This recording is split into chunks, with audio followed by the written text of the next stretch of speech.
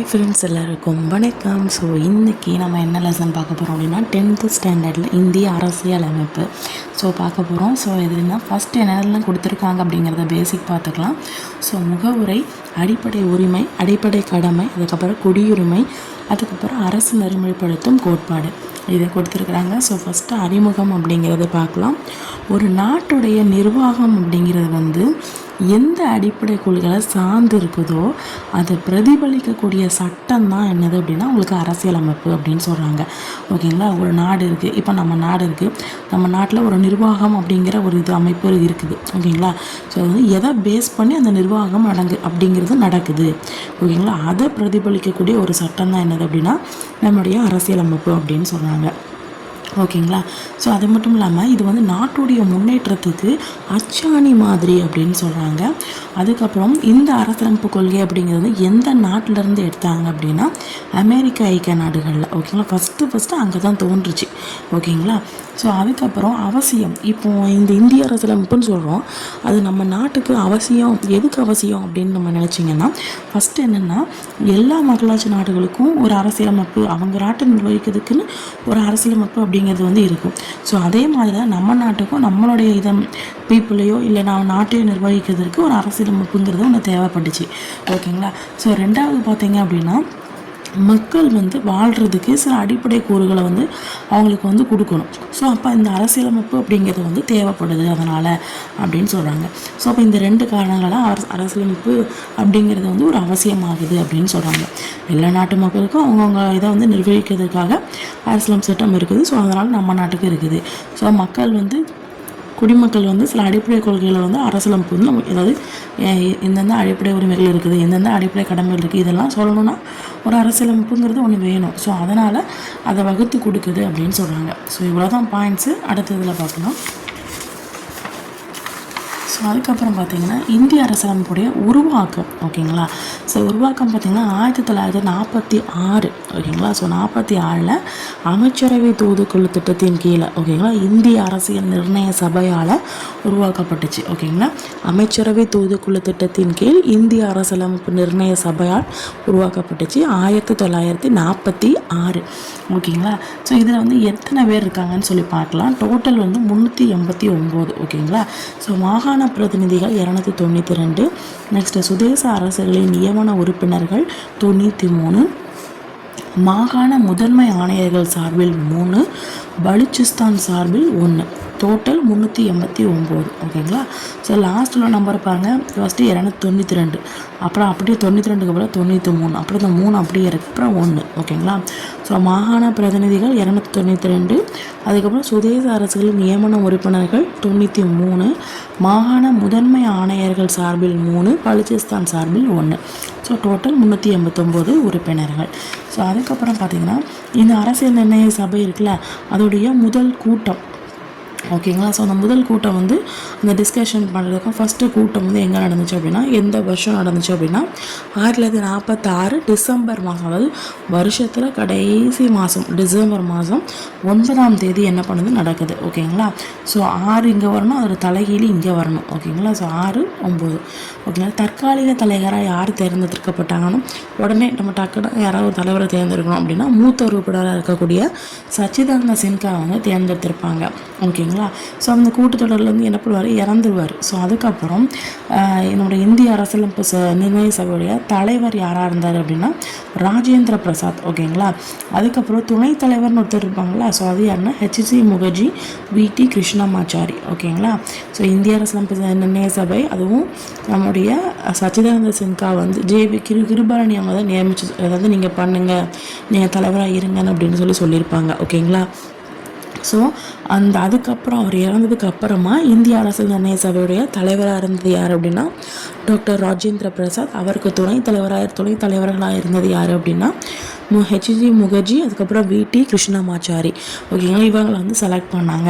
கூட்டத்தொடர் கிட்டத்தட்ட 11 அமர்வுகளாக கிட்டத்தட்ட 166 நாள் வந்து நடந்துச்சுன்னு சொல்கிறாங்க. ஸோ 2473 திருத்தங்கள் வந்து முன் வச்சாங்க. ஓகேங்களா. ஸோ ஏதாவது இப்போ வந்து ஒரு ஏதாவது ஒன்று ஏற்றிருக்கோம் அப்படின்னா ஸோ அதுக்கு வந்து நிறைய பேர் ஒவ்வொருத்தரும் ஒவ்வொரு கருத்து தெரிவிப்பாங்க. ஸோ அதில் வந்து நிறைய திருத்தங்கள் வந்து வந்துச்சு. ஸோ 2473 திருத்தங்கள் வந்து வந்துச்சு. சில இதை அக்செப்ட் பண்ணாங்க. ஓகேங்களா. ஸோ அதுக்கப்புறம் நிறைய குழுக்கள் மூலமாக ஓகேங்களா. ஸோ அரசியல் நிர்ணய சபை என்ன பண்ணுது அப்படின்னா நம்மளுடைய இந்திய அரசமைப்பு சட்டத்தை வந்து என்ன பண்ணுச்சு அப்படின்னா அந்த பணியை வந்து ஸ்டார்ட் பண்ணுச்சு. ஓகேங்களா. நிறைய குழுக்கள்லாம் இருந்தாங்க. ஓகேங்களா. ஸோ நம்ம அரசியல் நிர்ணய சபை ரொம்ப முக்கியம் இல்லை. ஸோ அதன் மூலமாக என்ன பண்ணாங்க அப்படின்னா நம்மளோட அரசியலமைப்பு சட்டத்தை வந்து ஸ்டார்ட் பண்ண ஆரம்பிச்சிட்டாங்க. ஓகேங்களா. அந்த பணி வந்து ஸ்டார்ட் ஆகிட்டு ஸோ அதுக்கப்புறம் இந்திய அரசியலமைப்பு சட்ட வரைவு குழு தலைவர் யாருன்னு பார்க்கலாம், டாக்டர் BR அம்பேத்கர். ஓகேங்களா. ஸோ இவர் தான் இந்திய அரசமைப்புடைய தந்தை அப்படின்னு சொல்கிறாங்க. நெக்ஸ்ட்டு வந்து இந்திய அரசியலமைப்பின் தந்தை யார் அப்படின்னா டாக்டர் BR அம்பேத்கர். ஓகேங்களா. ஸோ இவருடைய தலைமையின் கீழே தான் அரசியலமைப்பு சட்டம் அப்படிங்கிறது வந்து உருவாக்கப்பட்டுச்சு. ஓகேங்களா. ஸோ இந்த அரசியலமைப்பு சட்டத்தை எழுதுனதுக்கு அப்புறமா நிறைய விவாதம் வந்து நடந்துச்சு. பொதுமக்கள்லையும் சரி, பத்திரிகைக்காரங்களும் சரி, மாகாண சட்டமன்றமும் சரி, நிறைய பேர்கிட்ட நிறைய விவாதம் வந்துச்சு. இதுக்கு இப்படி வந்துச்சு, அதுக்கு அப்படி வந்துச்சுன்னு ஒவ்வொன்றும் சொல்ல ஆரம்பித்தாங்க. ஸோ ஓகேங்களா. ஸோ அப்போ வந்து ஃபைனலாக முகவரை அப்படிங்கிறது வந்து 22 பாகங்கள், 395 சட்டப்பிரிவுகள், 8 அட்டவணைகள் கொண்ட ஒரு முகவுரை அப்படிங்கிறது வந்து என்ன ஆயிடுச்சு அப்படின்னா ஃபார்ம் ஆயிடுச்சு. ஓகேங்களா. 22 பாகங்கள், 395 சட்டப்பிரிவுகள், 8 அட்டவணைகள். ஓகேங்களா. ஸோ இப்போ கூடல. ஸோ அதனால் ஓகேங்களா. ஸோ இதை வந்து என்ன பண்ணாங்க அப்படின்னா ஏற்றுக்கிட்டாங்க. இப்போ வந்து இந்திய அரசியலமைப்பு அப்படிங்கிறது வந்து ஏற்றுக்கிட்ட நாள் எது, நடைமுறைக்கு வந்த நாள் எதுன்னு பார்க்கலாம். ஓகேங்களா. நடைமுறைக்கு வந்தனால தான் அவங்க குடியரசு தினமாக கொண்டாடுறோம். குடியரசு தினம் என்னது, ஜனவரி 26, 1950. ஓகேங்களா. எப்போ ஏற்றுக்கிட்டாங்க அப்படின்னா நவம்பர் 26. ஓகேங்களா. ஸோ 1949, இங்கே 1950, இங்கே நவம்பர், அப்புறம் டிசம்பர் விட்டுருங்க, ஜனவரி, அப்புறம் 26. ஓகேங்களா. ஸோ இப்படி ஞாபகம் வச்சுக்கோங்க. ஓகேங்களா. ஸோ அதுக்கப்புறம் ஒரு பாக்ஸில் வந்து கொடுத்துருப்பாங்க பிரேம் பெஹாரி நரேன் ரைஜரா. ஓகேங்களா. அவர் வந்து நம்மளுடைய இந்திய அரசியலமைப்பு வந்து இத்தாலிய பாணியில் கைப்பட எழுதியிருப்பார். ஓகேங்களா. ஸோ அதுக்கப்புறம் சிறப்பு கூறுகள் என்னென்ன சிறப்பு கூறுகள்லாம் இருக்குது அப்படிங்கிறத பார்க்கலாம். ஸோ நம்மளோட இந்திய அரசியலமைப்புன்னு பார்த்தீங்கன்னா எழுதப்பட்ட, அதுவும் மிகவும் நீளமானது. மற்ற இதை கம்பேர் பண்ணும்போது நம்ம இது வந்து எழுதப்பட்டது, அது மட்டும் இல்லாமல் ரொம்ப நீளமாகவும் இருக்கும். ஓகேங்களா. ஸோ பெரும்பாலான கருத்துக்கள் பார்த்தீங்க அப்படின்னா மற்ற நாடுகளில் இருந்தால் அவங்க நாட்டில் அரசியலமைப்பு இருக்கும்ல, ஸோ அதில் இருந்து தான் என்ன பண்ணியிருப்பாங்க அப்படின்னா எடுத்திருப்பாங்க. ஓகேங்களா. அது மட்டும் இல்லாமல் இது நெகிழும் தன்மை, நெகிழாத்தன்மையாக இருக்கும். அதாவது வந்து ஒரு சில சட்டங்களில் நம்ம வந்து என்ன பண்ணலாம் அப்படின்னா அதை என்ன செய்ய கொஞ்சம் சேஞ்ச் பண்ணிக்கலாம். ஸோ ஒரு சில இதை வந்து பண்ணவே முடியாது அப்படிங்கிற மாதிரி இருக்கும். ஓகேங்களா. ஸோ கூட்டாட்சி முறை அரசாங்கம், மத்திய அரசு, மாநில அரசு ரெண்டுமே இருக்குது. ஸோ அப்போ கூட்டாட்சி முறை அரசாங்கம் அப்படிங்கிற ஒரு விஷயத்தை என்ன பண்ணுறாங்க, ஃபாலோ பண்ணுறாங்க. ஸோ நெக்ஸ்ட் வந்து சமய சார்பற்ற நாடாக்குது. நம்மளுடைய நாடு எந்த ஒரு சமயத்தையோ எந்த ஒரு மதத்தையோ எதையும் ஃபாலோ பண்ணுறது இல்லைங்களா. ஸோ அதுக்கப்புறம் சுதந்திரமான நீதித்துறையை வந்து கொடுக்குது. ஓகேங்களா. சுதந்திரமான நீதித்துறையை கொடுக்குது. அதுக்கப்புறம் 18 வயசு ஆயிடுச்சு அப்படின்னா எந்த ஒரு பாகுபாடு இல்லாமல் ஓட்டு உரிமை, ஓகேங்களா, ஓட்டு உரிமை அப்படிங்கிறது கொடுத்துருக்குறாங்க. ஸோ அதுக்கப்புறம் இப்போ முகவுரை பார்க்க போகிறோம். ஓகேங்களா. ஸோ முகவுரை அப்படின்னா என்னென்னா ப்ரையம்பிள். ஓகேங்களா. இது வந்து என்ன சொல்கிறாங்கன்னா அறிமுகம் சொல்லலாம், இல்லை முன்னுரைன்னு சொல்லலாம். ஓகேங்களா. ஸோ அறிமுகம் சொல்லலாம், இல்லைன்னா முன்னுரைன்னு சொல்லலாம். ப்ரையம்பிள். ஓகேங்களா. ஸோ இதோடைய உள்ளடக்கத்தில் என்னென்னலாம் இருக்கும், ஃபஸ்ட்டு எடுத்தோன்னா ஒரு பேஜ் இருக்கும். எல்லா நோட்லேயும் ஒரு ஃப்ரண்ட்டில் ஒரு கண்டென்ட்னு ஒன்று பாக்ஸாக இருக்கும். ஸோ அதே மாதிரி நம்மளுடைய அரசியலமைப்பு இது புக்குக்கும் ஃப்ரண்ட்டில் ஒரு கண்டென்ட்டுமாக இருக்கும். ஸோ அதான் என்னது, முகவுரை. ஓகேங்களா. ஸோ அதில் என்னென்னலாம் இருக்கும், அந்த புக்குக்குள்ளே என்னெல்லாம் இருக்குதோ அதை எல்லாத்தையுமே கொஞ்சம் மெயினாக என்னது அப்படிங்கிறத நமக்கு நோட்லலாம் கொடுத்துருப்பாங்க. அங்கே வந்து அந்த அரசியலமைப்பு எதுக்கானது என்ன அந்த மாதிரி டீட்டெயில்ஸ்லாம் கொடுத்துருப்பாங்க. ஓகேங்களா. ஸோ அரசியலமைப்பு அடிப்படை கொள்கைகள் இருக்கும், நோக்கம் இருக்கும், அதோடைய லட்சியம் இருக்கும். ஓகேங்களா. ஸோ அரசியலமைப்புடைய திறவுகோல், ஏன்னா ஓப்பன் பண்ணோன்னே ஃபஸ்ட்டாக தான் இருக்கும். ஸோ அப்போ திறவுகோல் அப்படின்னு சொல்கிறாங்க. ஓகேங்களா. ஸோ 1947 ஜனவரி 22 இது வந்து 2 நேரு 2 இருந்தால் நீங்கள் அப்படி கூட வச்சுக்கலாம். அப்போது இது வந்து நேருவுடைய குறிக்கோள் தீர்மானத்தின் அடிப்படையில் ஓகேங்களா இந்திய அரசியல் நிர்ணய சபையால் ஏற்றுக்கொள்ளப்பட்டது என்னது அப்படின்னா இந்த முகவுரை. ஓகேங்களா. ஓகே.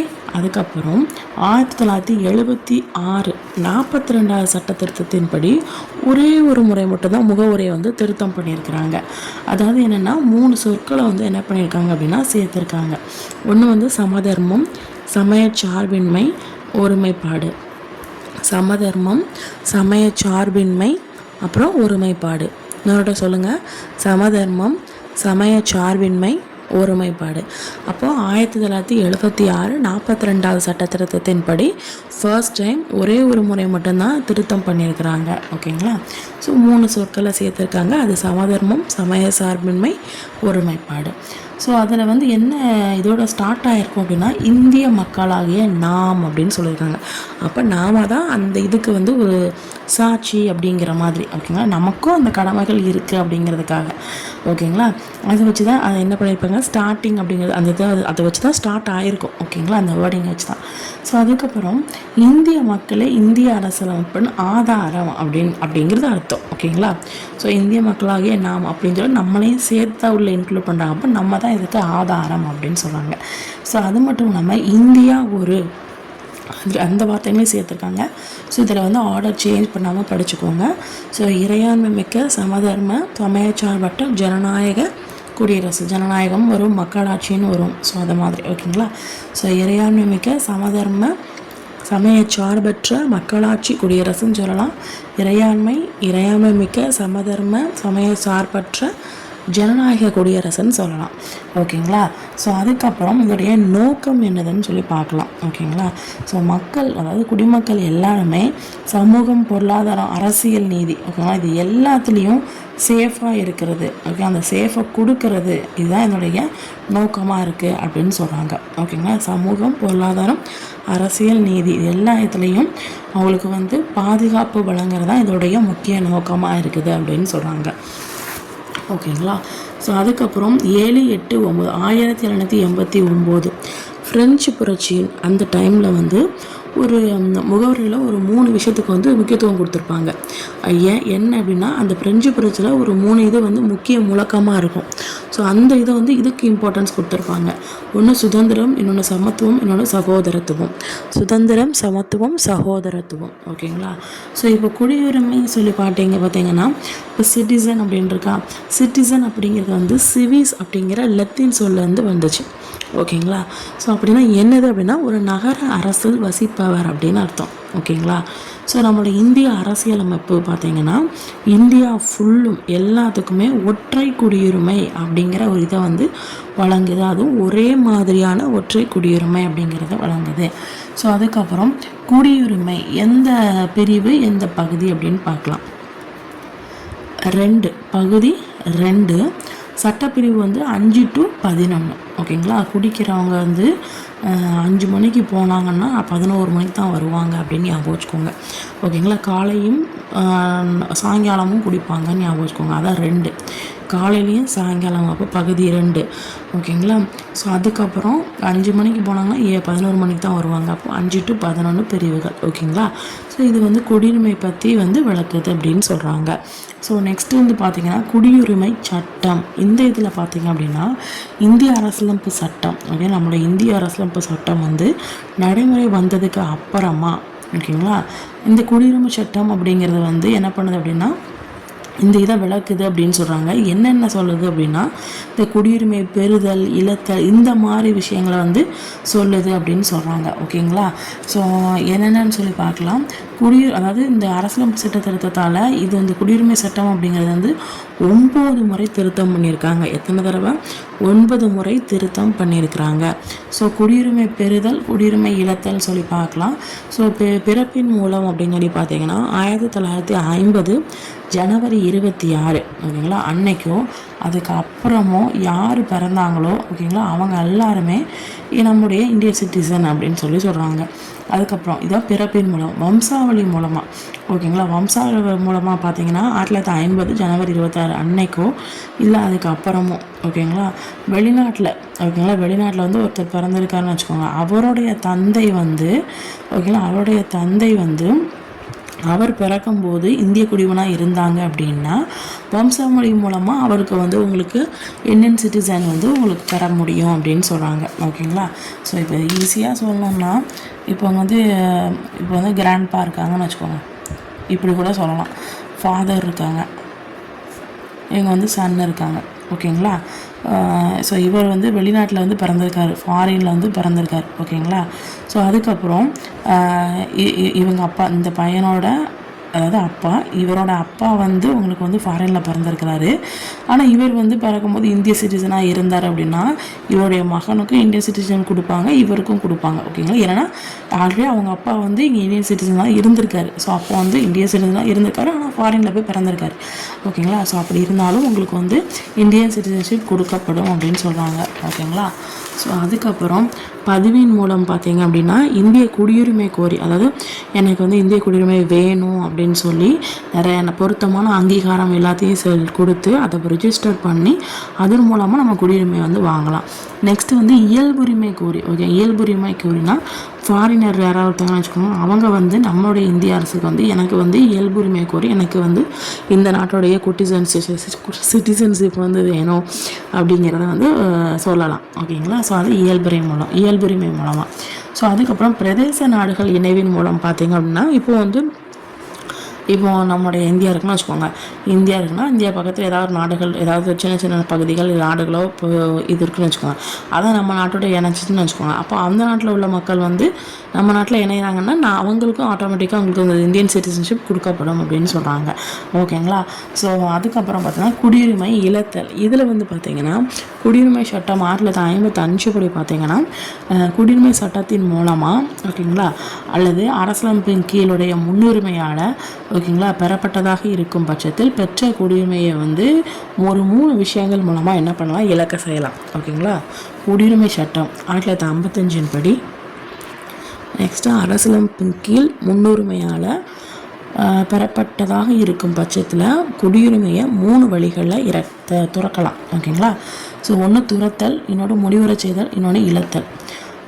ஃபஸ்ட்டு வந்து சிட்டிசன் வந்து முன்னாடி வந்து எனக்கு வந்து குடியுரிமை வந்து வேண்டாம் அப்படின்னு சொல்லலாம். இன்னொன்று வந்து வேற ஒரு நாட்டில் வந்து குடியுரிமை ஆல்ரெடி வாங்கிட்டாங்க அப்படின்னா இந்த இந்தியன் சிட்டிசன்ஷிப் வந்து ஆட்டோமேட்டிக்காக என்ன ஆகும் அப்படின்னா உங்களுக்கு வந்து முடிவுக்கு வந்துடும். நெக்ஸ்ட்டு இயல்புரிமை மூலம் பார்த்தீங்க அப்படின்னா ஒருத்தவங்க வந்து குடியுரிமை வாங்கியிருக்கான்னு வச்சுக்கோங்க, அவங்க ஏதாவது மோசடி செஞ்சாலோ இல்லை ஏதாவது தவறான பிரதிநிதித்துவம் தந்தவராக இருந்தாலோ இல்லை இப்போது உண்மையை மறைச்சிருந்தாலோ இல்லை எதிரி நாட்டோட வாணிபம் செஞ்சுட்டு இருந்தாலோ இந்த மாதிரி ஏதாவது செஞ்சதுன்னா 2 வருஷம் சிறை தண்டனை. ஓகேங்களா? ஆல்ரெடி 2 வருஷம் சிறை தண்டனை பெற்று அதுக்கப்புறம் மத்திய அரசு வந்து அதை பார்த்து இவன் தப்பானவன் அப்படின்னு சொல்லி புரிஞ்சு அந்த மாதிரி கண்டுபிடிச்சிருப்பாங்கல்ல. ஸோ அப்படிலாம் இருந்தாங்க அப்படின்னா என்ன பண்ணுவாங்க, குடியுரிமை வந்து ஆட்டோமேட்டிக்காக என்ன பண்ணுவோம், சென்ட்ரல் கவர்மெண்ட் வந்து என்ன பண்ணிடும், இலக்கம் செஞ்சிடும். ஓகேங்களா? ஸோ அதுக்கப்புறம் அடிப்படை உரிமைகள் பார்த்தீங்க அப்படின்னா உரிமை. ஓகேங்களா? 3.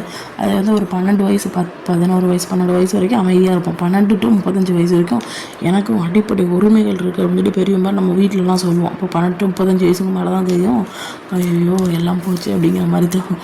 ஓகேங்களா? ஸோ உரிமை. ஓகேங்களா? உரிமை பகுதி 3 12 to 35. ஸோ இது வந்து அமெரிக்க ஐக்கிய நாடுகளுடைய அரசியலமைப்பு இருக்கும்ல, அதில் இருக்கக்கூடிய அடிப்படை உரிமையுடைய தாக்கத்தால் தான் இந்த நம்ம நாட்டுடைய அடிப்படை உரிமை அப்படிங்கிறது வந்து அமையப்பட்டுச்சுன்னு சொல்கிறாங்க. ஃபஸ்ட்டு 7 அடிப்படை உரிமைகள் இருந்துச்சு, இப்போ 6 அடிப்படை உரிமைகளாக மாற்றிட்டாங்க. ஏன் அப்படின்னு சொன்னால் பின்னாடி சொல்லுவாங்க. ஓகேங்களா?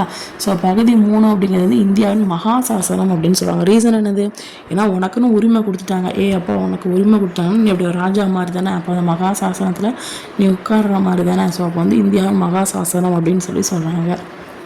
நெக்ஸ்ட்டு வந்து இந்தியாவில் வசிக்கக்கூடிய மக்கள் எல்லாத்துக்கும், ஓகேங்களா, அடிப்படை உரிமைகள் அப்படிங்கிறது வந்து பொதுவானது. ஓகேங்களா? அப்படியே இருக்குது. அது மட்டும் இல்லாமல் இந்திய குடிமக்களுக்கு இந்தியாவில் வசிக்கும் அப்படின்னா இப்போ நம்ம இந்தியாவில் மற்ற ஆட்களும் வந்து ஸ்டே பண்ணுவாங்க இல்லையா, அவங்களுக்கும் எல்லாத்துக்கும் அடிப்படை உரிமைகள் வந்து பொதுவானதான். அது மட்டும் இல்லாமல் இந்திய மக்களுக்கு இந்தியாவிலேயே இந்திய சிட்டிசன்ஸ் இருப்பாங்களே, ஸோ அவங்களுக்கும் சில உரிமைகள் வந்து இருக்குது அப்படின்னு சொல்கிறாங்க. நெக்ஸ்ட் வந்து அரசியலமைப்புக்கு உட்பட்டு தீர்வு காணும் உரிமை அப்படின்னு சொல்லி பார்த்தீங்கன்னா சட்டப்பிரிவு 32. ஓகேங்களா? ஸோ நீதிமன்ற முத்திரையோட நீதிமன்றத்தால் வெளியிடக்கூடிய கட்டளை அல்லது ஆணை தான் என்னது அப்படின்னா நீதி பேராணை அப்படின்னு சொல்கிறாங்க. ஓகேங்களா? ஸோ அதுக்கப்புறம் ஒரு சில சட்டத்தை வந்து நிறைவேற்றாமல் தடை செய்கிறதுக்கு நீதிமன்றத்தால் வெளியிடக்கூடிய ஆணை அப்படின்னு சொல்கிறாங்க. ஓகேங்களா, ஒரு சில சட்டங்கள் ஏதாவது இயற்றுறாங்க, அதுதான் முடியாது வேண்டாம், ஓகே அது இனிமேல் அதை அந்த அந்த அந்த சட்டம்லாம் இனிமேல் வேண்டாம் அப்படின்னு சொல்லி நீதிமன்றத்தால் வெளியிடக்கூடிய ஆணை அப்படின்னு சொல்கிறாங்க. ஓகேங்களா, ஸோ அதுக்கப்புறம் உச்ச நீதிமன்றமும் உயர் நீதிமன்றம் ரெண்டுமே நீதி பேராணைகளை வெளியிடும் அதிகாரம் பெற்றுள்ளன. கேட்பாங்க, உச்ச நீதிமன்றம் உயர் நீதிமன்றம் ரெண்டுமே ஓகேங்களா நீதி பேராணை, ரெண்டுமே நீதி இருக்குல்ல, அப்போ நீதி பேராண்மை அப்படின்னு ஞாபகம் வச்சுக்கோங்க. நெக்ஸ்ட் வந்து இது போன்ற ஆணைகளை வெளியிட்டு மக்களுடைய உரிமைகளை வந்து பாதுகாக்கிறதுனால நம்மளுடைய உச்ச நீதிமன்றம் அப்படிங்கிறது வந்து அரசியலமைப்பின் பாதுகாவலன் அப்படின்னு சொல்கிறாங்க. ஓகேங்களா, எதுக்காக அரசியலமைப்பின் பாதுகாவலன்னு சொல்கிறாங்க? ஸோ இது மாதிரி நிறைய ஆணைகள் எல்லாத்தையும் ரிலீஸ் பண்ணி மக்களுக்காக நிறைய ஹெல்ப்ஃபுல் பண்ணுறதுனால மக்களுடைய உரிமைகளை வந்து பாதுகாக்கிறதுனால என்ன பண்ணுறாங்க அப்படின்னா இந்த உச்ச நீதிமன்றத்தை என்ன சொல்கிறாங்க அப்படின்னா அரசியலமைப்புடைய பாதுகாவலன் அப்படின்னு சொல்கிறாங்க. ஸோ அதுக்கப்புறம் பார்த்தீங்கன்னா டாக்டர் B.R. அம்பேத்கர் இருக்கிறால அவர் என்ன பண்ணுறாருன்னா இந்த சட்டப்பிரிவு 32 இருக்கலாம், அது என்ன சொல்கிறாருன்னா இந்திய அரசியலமைப்புடைய இதயம் மற்றும் ஆன்மா அப்படிங்கிறாரு. ஓகேங்களா, ஸோ இதயம் மற்றும் ஆன்மா. ஓகேங்களா, 32 வயசில் ஹார்ட்டில் ப்ராப்ளம் வருதுன்னு ஞாபகம். ஓகேங்களா, ஸோ ஹார்ட்டில் இதயம் மற்றும் ஆன்மா. ஸோ என்னென்ன நீதி பேராணைகள் இருக்குதுன்னு பார்க்கலாம். ஆட்கணர்வு நீதி பேராண்மை, கட்டளையுறுத்தும் நீதி பேராண்மை, தடையுறுத்தும் நீதி பேராண்மை, ஆவண கேட்பு நீதி பேராண்மை, தகுதி முறை வினவும் நீதி பேராண்மை. நெக்ஸ்ட் வந்து அவ்வளோதான். அதுக்கப்புறம் இந்த தகுதி முறை வினவும் நீதி பேராண்மை வந்து குவாரண்டோ அப்படின்னு சொல்கிறாங்க. ஆவணம் அப்படிங்கிறது சேட்ரியோரி அப்படின்னு சொல்கிறாங்க. தடைனா இந்த ப்ராஹிபிட் பண்ணுங்க அப்படின்னு சொல்லுவாங்க. So prohibition.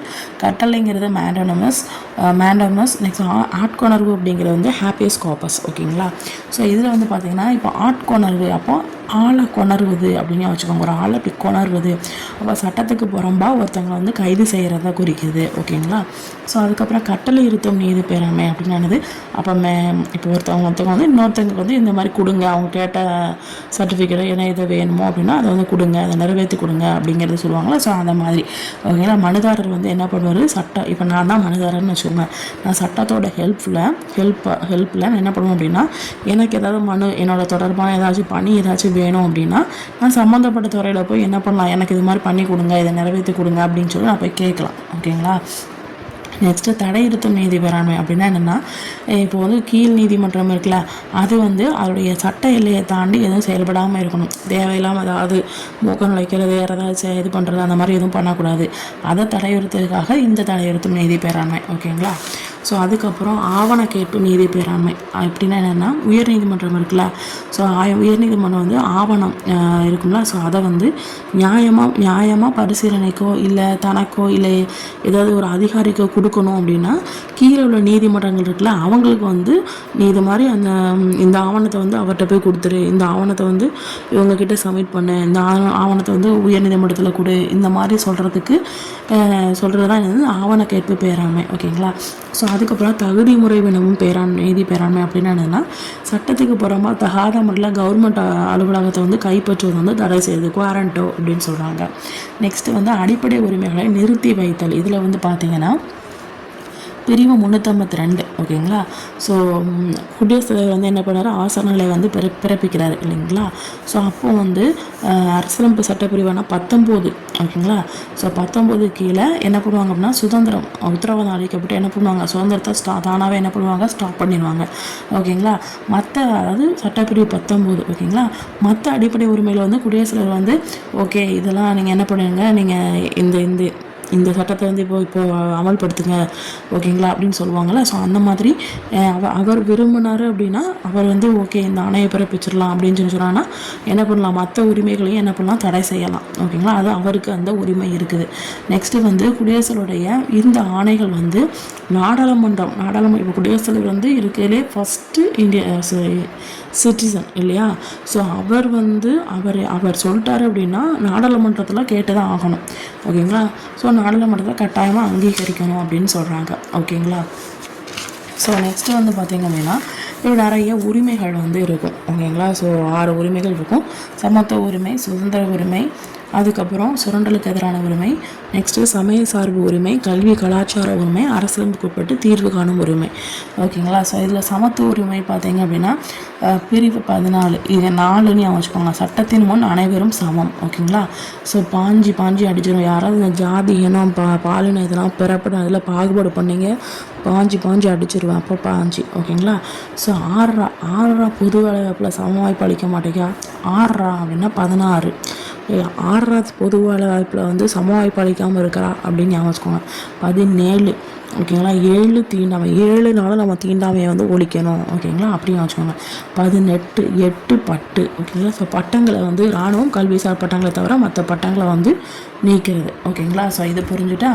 ஸோ அதுக்கப்புறம் பார்த்தீங்கன்னா சுதந்திர உரிமை. இது பார்த்தீங்கன்னா நான் சொன்னல இப்போ 352 குடியரசுத் தலைவர் ஆணை பிறப்பிக்கிறாருன்னு வச்சுக்கோங்க. அப்போ இந்த 19 அப்படிங்கிறது தானாகவே ஸ்டாப் ஆயிரும். மற்ற அடிப்படை உரிமைகள் அந்த குடியரசுத் தலைவர் சொன்னார்னா ஸ்டாப் பண்ணுவாங்க. அதுக்கப்புறம் இந்த குடியரசுத் தலைவர் சொன்ன இந்த சட்டங்கள் எல்லாமே நம்ம நாடாளுமன்றத்தால் அங்கீகரிக்கணும்னு சொன்னோன்னா. ஸோ அப்போ அந்த பிரிவு 19 இதுதான். என்னென்னது அப்படின்னா பேச்சுரிமை, கருத்து தெரிவிக்கும் உரிமை, அமைதியான முறையில் கூட்டம் கூடுவதற்கு உரிமை, சங்கங்கள் அமைத்து தொடங்க உரிமை, அதுக்கப்புறம் இந்திய நாட்டுக்குள்ளே விரும்பிய இடத்துல வசிக்கும் அப்புறம் அல்லது தொழில் செய்யும் உரிமை. இந்த உரிமையை அப்படியே கட் பண்ணி விட்டுருவார் குடியரசுத் தலைவர். ஓகேங்களா. ஏதாவது ஒரு அவசர நிலை, அந்த 352 அவசர நிலை பிறப்பிச்சுட்டாங்க. நெக்ஸ்ட்டு 20 பார்த்தீங்க அப்படின்னா இப்போ குற்றம் சாட்டுற நபர் இருக்கார்ல, ஸோ அவரை அவருக்கான உரிமை, அப்புறம் அவரை தண்டனையிலேருந்து பெறுவதற்கான உரிமை. ஓகேங்களா. 20. நெக்ஸ்ட்டு 21 21 வயசில் 2ஆக பிரிவோம். 1 21 21A. 21 பிரிஞ்சிங்க அப்படின்னா ஒன்று 21 வயசில் நமக்கு ஒரு வாழ்க்கை ரொம்ப கஷ்டமாக இருக்கும். ஸோ அப்போ ஒன்று வாழ்க்கை தனிப்பட்ட சுதந்திரம்னு சொல்லி அப்படி போகவா, இல்லை நான் தொடக்க கல்வி படிக்க போகவா அப்படின்னு சொல்லி 2 இருக்கும். அப்போ 21A. ஓகேங்களா. ஸோ அதுக்கப்புறம் 22ன்னு சொல்லி பார்த்தீங்கன்னா கைது 2. ஸோ இது பார்த்தீங்கன்னா சில வழக்குகளை கைது செய்து தடுப்பு காவலில் வைப்பதற்கு எதிரான உரிமை அப்படின்னு சொல்கிறாங்க. ஓகேங்களா. ஸோ அதுக்கப்புறம் பார்த்தீங்கன்னா சுரண்டலுக்கு எதிரான உரிமை. ஸோ இதில் பிரிவு 23 24 2 தான். 23 பார்த்தீங்கன்னா கட்டாய வேலை, அதுக்கப்புறம் கொத்தடிமை முறை, மனிதத்தன்மற்ற வியாபாரம், இது எல்லாத்தையும் தடுக்கிறது. 24 குழந்தை தொழிலாளர் முறையை தடுக்கிறது. ஓகேங்களா. ஸோ தொழிற்சாலை ஆபத்தான இடத்துல குழந்தை தொழிலாளர் முறையை என்ன பண்ணுறது, தடுக்கிறது. ஓகேங்களா. ஸோ சமய சார்பு உரிமை இதில் பார்த்தீங்கன்னா பிரிவு 25லேருந்து 28 வரைக்கும். பிரிவு 25ன்னு சொல்லி பார்த்தீங்கன்னா எந்த ஒரு சமயத்தை ஏற்கலாம், நீ பின்பற்றலாம், நீ அதை பரப்பலாம். ஓகேங்களா. 25 வயசில் அப்படின்னு வச்சுக்கோங்க. ஸோ அப்புறம் 26 பார்த்தீங்கன்னா நீங்கள் அதை என்ன பண்ணலாம், அந்த சமய விவகாரத்தை நீ நிர்வகிக்கவே செய்யலாம். ஒன்று நீ ஏற்கலாம், பின்பற்றலாம், பரப்பியாதியா, சரி ஓகே, அதுக்கு நீ ஹெட்டாகவும் இருக்கலாம். ஸோ அப்போ நிர்வகிக்கும் உரிமை. 27 எந்த ஒரு மதத்தையும் பரப்புவதற்காக வரி செலுத்துவதற்கு எதிரான சுதந்திரம். ஸோ அப்போ வரி ஏதாவது செலுத்துறது அப்படிங்கிற மாதிரி ஞாபகம் வச்சுக்கோங்க. ஓகேங்களா. ஸோ நிர்வாகத்தில் இருந்தாலும் வரி செலுத்தணும்னா அப்படின்னு ஞாபகம் வச்சுக்கோங்க. ஸோ 28 அப்படின்னா மதம் சார்ந்த கல்வி நிறுவனங்களில் நடைபெறும் வழிபாடோ இல்லை அறிவுரை நிகழ்வுகளோ நீ கலந்து கொள்ளாமல் இருக்கலாம். அது உன்னுடைய உரிமை. ஓகேங்களா. ஸ்கூல்லையோ காலேஜிலோ ஏதாவது பற்றி அறிவுரை சொல்கிறது, அதுக்கப்புறம் ஏதாவது ஒன்று மதத்தை பற்றி நீ வேற ஒரு மதமாக இருப்ப, அவங்க வேற ஒரு மதத்தை பற்றி சொல்லுவாங்கன்னா உனக்கு அது பிடிக்கலைன்னா நீ என்ன பண்ணலாம், வெளியில் வந்துடலாம். ஸோ அந்த மாதிரி. ஓகேங்களா.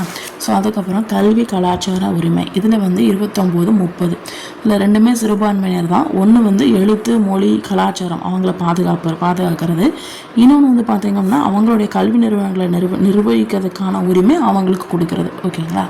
ஸோ அதுக்கப்புறம் லாஸ்ட்டு 32 அரசியலமைப்புக்கு உட்பட்டு தீர்வு காணும் உரிமை. இதில் பார்த்தீங்கன்னா தனிப்பட்டவருடைய அடிப்படை உரிமைகள் ஏதாச்சும் பாதிக்கப்படும் போது இந்த கோர்ட்டுக்கு போய் என்ன பண்ணுறது, எனக்கு இந்த மாதிரி உரிமையை எனக்கு இழக்குது, அதனால் எனக்கு பாதிக்கப்படுது அப்படின்னு நம்ம என்ன பண்ணலாம், போய் கோர்ட்டில் போய் வாதாடலாம். ஓகேங்களா. ஸோ அதுக்கப்புறம் அரசு நெறிமுறைப்படுத்தும் கோட்பாடுகள். ஓகேங்களா. ஸோ நெறினா என்னது, வழி. 4 பக்கமும் நமக்கு என்ன இருக்குது, வழி இருக்குது. ஸோ 36 வயதில் நமக்கு ஒரு வழி பிறந்துடும்.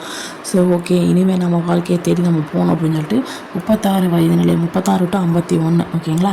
ஸோ இதுக்காக எந்த ஒரு தனியான வகைப்பாடு அப்படிங்கிறது எதுவும் கிடையாது. ஆனால் பொருளடக்கம் வழிகாட்டுதல் அடிப்படையில் ஒரு 3 பிரிவு இருக்குது அப்படின்னு சொல்கிறாங்க. ஒன்று சமதர்மம், இன்னொன்று காந்தியம், அதுக்கப்புறம் தாராள அறிவு சார்ந்தவை. ஓகேங்களா. ஸோ சமதர்மம், காந்தியம், அதுக்கப்புறம் என்னது தாராள அறிவு சார்ந்தவை. ஓகே. ஓகேங்களா. ஸோ இந்த கொள்கைகளால் இந்த கொள்கைகள்லாம் இருக்குல்ல, இதை வந்து நீதிமன்றத்தால் வலுக்கட்டாயமாக செயல்படுத்த முடியாது அப்படின்னு சொல்கிறாங்க. ஆனால் இதை வந்து நாட்டை ஒரு நாடு இருக்குன்னா அந்த நாட்டை நிர்வகிக்கிறதுக்கு நீ இதை யூஸ் பண்ணிக்கலாம். ஆனால் இது கட்டாயமாக நீ ஃபாலோ பண்ணுங்கிற அவசியம் கிடையாது, நீ ஜஸ்ட் யூஸ் பண்ணிக்கலாம் அப்படின்னு சொல்கிறாங்க. ஸோ நோக்கம் பார்த்தீங்கன்னா சமுதாய நலனை மக்களுக்கு தர்றது. ஓகேங்களா. ஸோ சமுதாய நலனை மக்களுக்கு தர்றது தான் இதோடைய முக்கிய நோக்கமாக இருக்குது அப்படின்னு சொல்கிறாங்க. So doctor B.R. அம்பேத்கர் வந்து என்ன சொல்ல, புதுமையான சிறப்பம்சம் அப்படின்னு சொல்கிறாரு. ஏன்னா நெறினா என்னது, வழி தானே. ஸோ வழிகாட்டினா ஒரு புதுமையான தானே, அப்போ புதுமையான சிறப்பம்சம் அப்படின்னு சொல்கிறாங்க. ஸோ அடிப்படை உரிமைகள் அரசு நெறிமுறைப்படுத்தும் கோட்பாடுகள். ஸோ ரெண்டுக்கும் உள்ள டிஃப்ரென்ஸ் என்னன்னு சொல்லி பார்க்கலாம். ஸோ அடிப்படை உரிமைகள் வந்து அமெரிக்க ஐக்கிய நாடுகள்லேருந்து எடுத்துருக்குறாங்க. நெறினா என்னது, வழி. ஸோ வழினா வயர் வந்து வழிகாட்டும். ஸோ அப்போ வந்து என்னது, அயர்லாந்து ஒயர். ஓகேங்களா. ஸோ அதுக்கப்புறம் இந்த அடிப்படை உரிமைகளை வந்து கவர்மெண்ட் கூட என்ன பண்ண முடியாது, சுருக்க நீக்க முடியாது. நெறிமுறைப்படுத்தும் கோட்பாடுகள் பார்த்தீங்க அப்படின்னா இது ஜஸ்ட் கவர்மெண்ட்டுக்கான ஒரு அறிவுறுத்தல் தான். ஸோ அதுக்கப்புறம் நீதிமன்ற சட்டத்தால் இதை செயல்படுத்த முடியும். ஓகேங்களா. இது வந்து எந்த ஒரு கோர்ட்டாலையும் கட்டாயப்படுத்த முடியாது. கட்டாயப்படுத்த அவசியம் கிடையாது, நீங்கள் வேணும்னா நீங்கள் ஃபாலோ பண்ணிக்கோங்க, அவ்வளோதான். இது வந்து நீதிமன்ற சட்டத்தால் செயல்படுத்த முடியும். இது வந்து சட்ட ஒப்புதலை பெற்றது, ஆனால் இது வந்து தார்மீக அரசியல் ஒப்புதலை பெற்றது. ஓகேங்களா. ஸோ அதுக்கப்புறம் இது வந்து நாட்டுடைய அரசியல் ஜனநாயகத்தை வலுப்படுத்துது. இது வந்து செயல்படுத்தப்படும் போது சமுதாய பொருளாதார ஜனநாயகம் வந்து உறுதியாகுது. ஓகேங்களா. இதுக்கும் டிஃப்ரென்ஸ் வந்து புரிஞ்சுட்டா. ஸோ அடிப்படை உரிமைகள் அரசு நெறிமுறைப்படுத்தும் கோட்பாடுகள் இது அமெரிக்க ஐக்கிய நாடுகள்லேருந்து எடுத்திருக்கிறாங்க, இது அயர்லாந்துலேருந்து எடுத்திருக்கிறாங்க. ஸோ இந்த உரிமையை வந்து அரசாங்கத்தால் சுருக்கவோ நீக்கவோ எதுவுமே பண்ண முடியாது. ஸோ இது வந்து ஜஸ்ட்டு கவர்மெண்ட்டுக்கு வெறும் அறிவுறுத்தல் தான் அப்படின்னு சொல்கிறாங்க. ஸோ இது வந்து நீதிமன்ற சட்டத்தால் செயல்படுத்த முடியும் அப்படின்னு சொல்கிறாங்க. இது வந்து எந்த ஒரு கோர்ட்டை கட்டாயப்படுத்தணுங்கிற அவசியம் கிடையாது, இது ஜஸ்ட் அறிவுறுத்தல் தான். ஸோ அதுக்கப்புறம் சட்ட ஒப்புதலை பெற்றிருக்குது, இது வந்து தார்மீக அரசியல் ஒப்புதலை பெற்றிருக்கு. ஸோ இது வந்து பார்த்திங்கன்னா நாட்டுடைய அரசியல் ஜனநாயகத்தை வலுப்படுத்துது, இது வந்து உறுதியாக்குது. ஓகேங்களா. ஸோ அதுக்கப்புறம் ஒரு பாக்ஸில் வந்து கொடுத்துருப்பாங்க 2002 ஸோ 8 6 கழிச்சா என்னது 2. ஸோ 86வது சட்ட திருத்தத்தின்படி பார்த்தீங்க அப்படின்னா பிரிவு 45 அப்படிங்கிறது திருத்தப்பட்டு பிரிவு 21 கீழே வந்திருக்கு. ஓகேங்களா. அதாவது தொடக்க கல்வி அப்படிங்கிறது ஒரு விஷயம் வந்து அடிப்படை உரிமையாக சேர்க்கணும். நம்ம படித்தோம்ல 21 அப்படிங்கிறது 2ஆக பிரியுது, 1 21 1 21A. ஓகேங்களா. ஏங்கிறது தொடக்க கல்வி. ஓகேங்களா. 21ங்கிறது என்ன படித்தோம், தனிப்பட்ட சுதந்திரம், வாழ்க்கை, இந்த மாதிரி இது படித்தோம். ஓகேங்களா. ஸோ இது வந்து 21A கீழே 45 பிரிவு 45 வந்து திருத்தப்பட்டிருக்கு அப்படின்னு சொல்கிறாங்க. எதன்படி அப்படின்னா 2002 86வது சட்ட திருத்தத்தின் படி. ஓகேங்களா. ஸோ அதுக்கப்புறம் இந்த திருத்தம் வந்து என்ன சொல்லுது அப்படின்னா, அதாவது இந்த முன்பருவ மகளிர் கல்வின்னு சொல்லுவாங்களே, ஸோ அதில் 6 வயசு வரையுள்ள குழந்தைகளுக்கு வந்து கல்வி. ஓகேங்களா. ஸோ அந்த கல்வி வந்து கொடுக்கணும் அப்படிங்கிறதுக்காக இது அறிவுறுத்துது. ஓகேங்களா. Early childhood care and education ECCE. ஓகேங்களா. ஸோ அதுக்கப்புறம் அடிப்படை கடமைகள் அது வந்து பார்த்தீங்க அப்படின்னா, ஸோ முன்னாள் சோவியத் யூனியன் அதாவது USSR ரஷ்யா. ஓகேங்களா.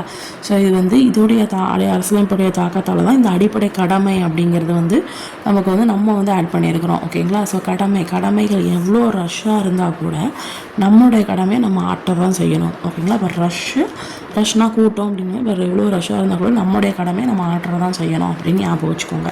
ஓகேங்களா. ஸோ 1976 சர்தார் ஸ்வரன் சிங் கமிட்டி சட்ட திருத்தம் செய்ய பரிந்துரைத்தது. ஓகேங்களா. ஸோ இது எப்படி வச்சுக்கலாம், வாரத்தில் 7 நாள்னாலும் 6 நாள் கூட நம்ம வந்து ஸ்வரன்னு நகை சவரன்னு சொல்லுவாங்கள்ல. ஸோ அப்போ அந்த 6 சவரன் 7 சவரன்னு சொல்லுவாங்கள்ல, அப்போ வாரத்தில் 7 நாள் இருந்தால் கூட நம்ம 6 சவரன் நகையை போட்டு நம்ம சுற்றிக்கிட்டு இருப்போம் அப்படின்னு ஞாபகம் வச்சுக்கோங்க. ஓகேங்களா. ஸோ 1976 42வது சட்ட திருத்தத்தின்படி பார்த்தீங்க அப்படின்னா அரசியலமைப்பில் வந்து ஆட் பண்ணியிருக்காங்க சில குடிமக்களுடைய பொறுப்புகள். ஓகேங்களா. அது மட்டும் இல்லாமல் இது எல்லாமே என்ன பண்ணுறாங்க அப்படின்னா குடிமக்களுடைய கடமைகள் அப்படின்னு சொல்கிறாங்க. ஓகேங்களா. ஸோ அடிப்படை கடமைகள் வந்து எப்படி ஆட் பண்ணியிருக்காங்க 1976 42வது சட்ட திருத்தத்தின் படி. ஓகேங்களா. ஸோ 42வது சட்ட திருத்தத்தின் படி தான் உங்களுக்கு வந்து முகவுரை அப்படிங்கிறது ஒன்று உங்களுக்கு திருத்தப்பட்டுச்சு. ஓகேங்களா. ஸோ அதுக்கப்புறம் 3 இது சேர்க்கப்பட்டுச்சுன்னு சொன்னோம்ல. ஸோ அதுக்கப்புறம் நெக்ஸ்ட்டு வந்து 4A அப்படிங்கிறது ஒரு பகுதி, அது வந்து என்ன பண்ணுறாங்க புதுசாக ஒரு பகுதி என்ன பண்ணுறாங்க ஆட் பண்ணுறாங்க. அதில் ஒரே ஒரு பிரிவு தான் இருக்குது, என்ன என்னது அப்படின்னா 51A. அந்த 51Aக்கு கீழே தான் குடிமக்களுடைய 11 கடமைகள் வந்து சட்ட தொகுப்பாக வந்து இருக்குது அப்படின்னு சொல்கிறாங்க. அது என்னென்னு சொல்லி பார்க்கலாம். ஓகேங்களா. ஸோ அடிப்படை கடமைகள் பட்டியலில் என்னென்ன இருக்குதுன்னு சொல்லி பார்க்கலாமா. ஸோ ஃபஸ்ட்டு என்ன பண்ணணும், மதிக்கணும். எதை மதிக்கணும், நம்மளுடைய அரசியலமைப்பு, அதோடைய கொள்கை, அப்புறம் நிறுவனங்கள், தேசிய கொடி, தேசிய கீதம் எல்லாத்தையும் ஃபஸ்ட்டு மதிக்கணும். ஏன்னா இதுதான் ஃபஸ்ட்டு. அதுக்கப்புறம் அந்த சுதந்திர போராட்டத்துக்கு தூண்டுகோலாக அமைஞ்சிருப்பாங்கள்ல, அது மட்டும் இல்லாமல் உயரிய நோக்கங்கள் இதெல்லாம் இது எல்லாத்தையும் நம்ம என்ன பண்ணணும், போற்றி வளர்க்கணும். ஓகேங்களா. ஸோ அதுக்கப்புறம் ஃபஸ்ட்டு என்ன பார்த்தோம், நம்மளுடைய அரசியலமைப்பு சம்மந்தமாக பார்த்தோம் இல்லைங்களா. ஸோ தேசிய கீதம், தேசிய படம் இதெல்லாம் பார்த்தோம். அதுக்கப்புறம் அந்த சுதந்திர போராட்டத்துக்கு தூண்டுகோலாக இருந்திருக்குல்ல அந்த நோக்கங்கள், அதை மதிக்கணும்னு சொன்னாங்க. அதுக்கப்புறம் இப்போ என்ன பண்ணுறோம், நம்ம இறையாமை ஒற்றுமை ஒருமைப்பாடோடு நம்ம எல்லோரும் ஒற்றுமையாக ஒருமைப்பாடோடு இருக்கணும் அப்படின்னு சொல்கிறாங்க. அதுக்கப்புறம் ஏதாவது தேச பாதுகாப்புக்காக பணியாற்ற கூப்பிட்டாங்கன்னா போகணும். ஓகேங்களா. ஸோ அதுக்கப்புறம் இந்த சமய, மொழி, அப்புறம் பிராந்தியம், பகுதி சார்ந்த வேறுபாடுகள் எல்லாத்தையும் நம்ம என்ன பண்ணணும், மறக்கணும் அப்படின்னு சொல்கிறாங்க. பெண்களை வந்து தரக்குறைவாக நினைக்கக்கூடாது, பெண்களுடைய கண்ணியத்தை காக்கக்கூடிய எண்ணத்தை வந்து மேம்படுத்தணும் அப்படின்னு சொல்கிறாங்க. ஸோ அதுக்கப்புறம் மக்கள் எல்லாத்தையும் வந்து சகோதரத்துவம் அப்படிங்கிற விஷயத்த வந்து வளர்க்கணும். அதுக்கப்புறம் நமது உயர்ந்த பாரம்பரிய கலப்பு கலாச்சாரம் இருக்குல்ல, ஸோ அதை வந்து மதித்து போற்றணும். ஓகேங்களா. ஸோ அதுக்கப்புறம் நம்முடைய இயற்கை, அதுக்கப்புறம் சுற்றுச்சூழல் இது எல்லாத்தையும் நம்ம பாதுகாத்து அதை மேம்படுத்தி அவங்க வாழ்கிற அந்த சூழலை வந்து நம்ம ஏற்பாடு பண்ணி கொடுக்கணும். அதுக்கப்புறம் அந்த அறிவியல் கோட்பாடு, மனிதநேயம், ஆராய்ச்சி, மனப்பான்மை, சீர்திருத்தம் இது எல்லாத்தையும் நம்ம இன்னும் கொஞ்சம் வளர்க்கணும் அப்படின்னு சொல்கிறாங்க. எந்த ஒரு வன்முறையும் இருக்கக்கூடாது, பொது சொத்தை நம்ம பாதுகாக்கணும். ஓகேங்களா. ஸோ அதுக்கப்புறம் தனிப்பட்ட அல்லது கூட்டு செயல்பாடுகள் இருக்குல்ல, எல்லா செயல்பாடுகளையும் ஓகேங்களா சிறந்தவற்றை நோக்கி செயல்பட்டு நம்முடைய தேசத்துடைய நிலையான, அது மட்டும் இல்லாமல் உயர்ந்த முயற்சி மற்றும் சாதனைக்காக நாம் உழைக்கணும் அப்படின்னு சொல்கிறாங்க. ஓகேங்களா. ஸோ அதுக்கப்புறம் நெக்ஸ்ட்டு வந்து என்னென்னா, அந்த ஏஜ் வந்து இப்போ 6 to 14 வயசு கல்வி பெறும் வாய்ப்பு இருக்குல்ல, அதை வந்து கொடுத்துருக்குறாங்க. எந்த சட்டத்தின்படி அப்படின்னா 2002 86 சட்ட திருத்தம். அதில் வந்து பிரிவு 51A கீழ் பார்த்திங்கன்னா 11 அடிப்படை கடமைகளை வந்து அறிமுகப்படுத்தியிருக்கிறாங்க. ஸோ அதில் வந்து இப்போ குடிமக்கள் வந்து என்ன பண்ணுறாங்கன்னா 6 to 14 அந்த பேரண்ட் இருப்பாங்களா அவங்களுக்கான ஒரு இது ஓகேங்களா, அது ஒரு கடமை. என்னது அப்படின்னா அவங்களோட சில்ட்ரன்ஸ் வந்து எல்லாருக்கும் கல்வி வாய்ப்பை ஏற்படுத்தி கொடுக்கணும் அப்படிங்கிற ஒரு இது. ஓகேங்களா. சட்டம் வந்து என்னது 2002 86 சட்ட திருத்தம். ஓகேங்களா. ஸோ அதுக்கப்புறம் பார்த்திங்கன்னா மத்திய மாநில அரசு உறவுகள் ஓகேங்களா எப்படி இருக்கும் அப்படிங்கிறத பார்க்கலாம். ஸோ அதுக்கு முன்னாடி ஒரே ஒரு என்னன்னு பேசிக்கை மட்டும் பார்க்கலாம், எதெல்லாம் நீங்கள் பார்த்தீங்க அப்படிங்கிறது. ஸோ ஃபஸ்ட்டு என்ன பார்த்தோம், அறிமுகம் பார்த்தோம். ஸோ அந்த அரசியலமைப்பு அப்படிங்கிறது வந்து என்னது அப்படின்னு சொல்லி பார்த்தோம். அது நாட்டுக்கு என்ன மாதிரி என்ன இம்பார்ட்டன்ட் பார்த்தோம். அச்சாணி மாதிரி, அதுக்கப்புறம் அமெரிக்கா நாடுகளில் தான் ஃபஸ்ட்டு தோன்றுச்சு. அதுக்கப்புறம் எதுக்கு அந்த அரசியலமைப்புங்கிறது எதுக்கு அவசியம் நம்ம நாட்டுக்கு அப்படின்னா, ஏன்னா மற்ற நாட்டில் ஃபாலோ பண்ணாங்க, அதெல்லாம் நம்மளும் ஃபாலோ பண்ணணும். ஸோ அது மட்டும் இல்லாமல் மக்களுக்கான அடிப்படை கொள்கைகளை வகுத்து கொடுக்குறதுனால அந்த அரசியலமைப்புங்கிறது தேவைப்படுது அப்படின்னு சொன்னோம். ஸோ அந்த இந்திய அரசியலமைப்பு அப்படிங்கிறது எப்படி உருவாக்குனாங்கன்னு சொல்லி பார்த்தோம். அந்த அரசியல் நிர்ணய சபையால் தான் உருவாக்கப்படுச்சு. அமைச்சரவை தூதுக்குழு திட்டத்துக்கு கீழே. ஸோ எத்தனை பேர் இருக்கிறாங்க, 389 பேர். ஸோ அதுக்கப்புறம் வந்து ஃபஸ்ட்டு கூட்டம் வந்து December 9, 1946 நடந்துச்சு. தற்காலிக தலைவர் யார், அப்புறம் நிரந்தர தலைவர்கள் யாருன்னு பார்த்தாங்க, யாரெல்லாம் பார்த்தோம். அதுக்கப்புறம் துணைத் தலைவர்கள் யாரும் பார்த்தோம். எத்தனை அமர்வுகள் பார்த்தாச்சு, 166 நாள். அதுக்கப்புறம் 2473 திருத்தங்கள். அதுக்கப்புறம் நிறைய குழுக்கள்லாம் சேர்ந்து தான் இந்த மாதிரி இது வந்து அரசியலமைப்பு வந்து மேக் பண்ணாங்க. ஸோ அதுக்கப்புறம் நம்முடைய சட்டவரைவு குழு தலைவர் பார்த்திங்கன்னா நம்முடைய, அது மட்டும் இல்லாமல் இந்திய அரசியலமைப்பு தந்தைன்னு சொல்லி பார்த்தீங்கன்னா அம்பேத்கர். ஸோ இதில் வந்து இவர் எழுதும்போது நிறைய விவாதங்கள், பத்திரிகைகள் எல்லாருமே பண்ணாங்க, விவாதம் பண்ணாங்க பொதுமக்கள் எல்லாருமே.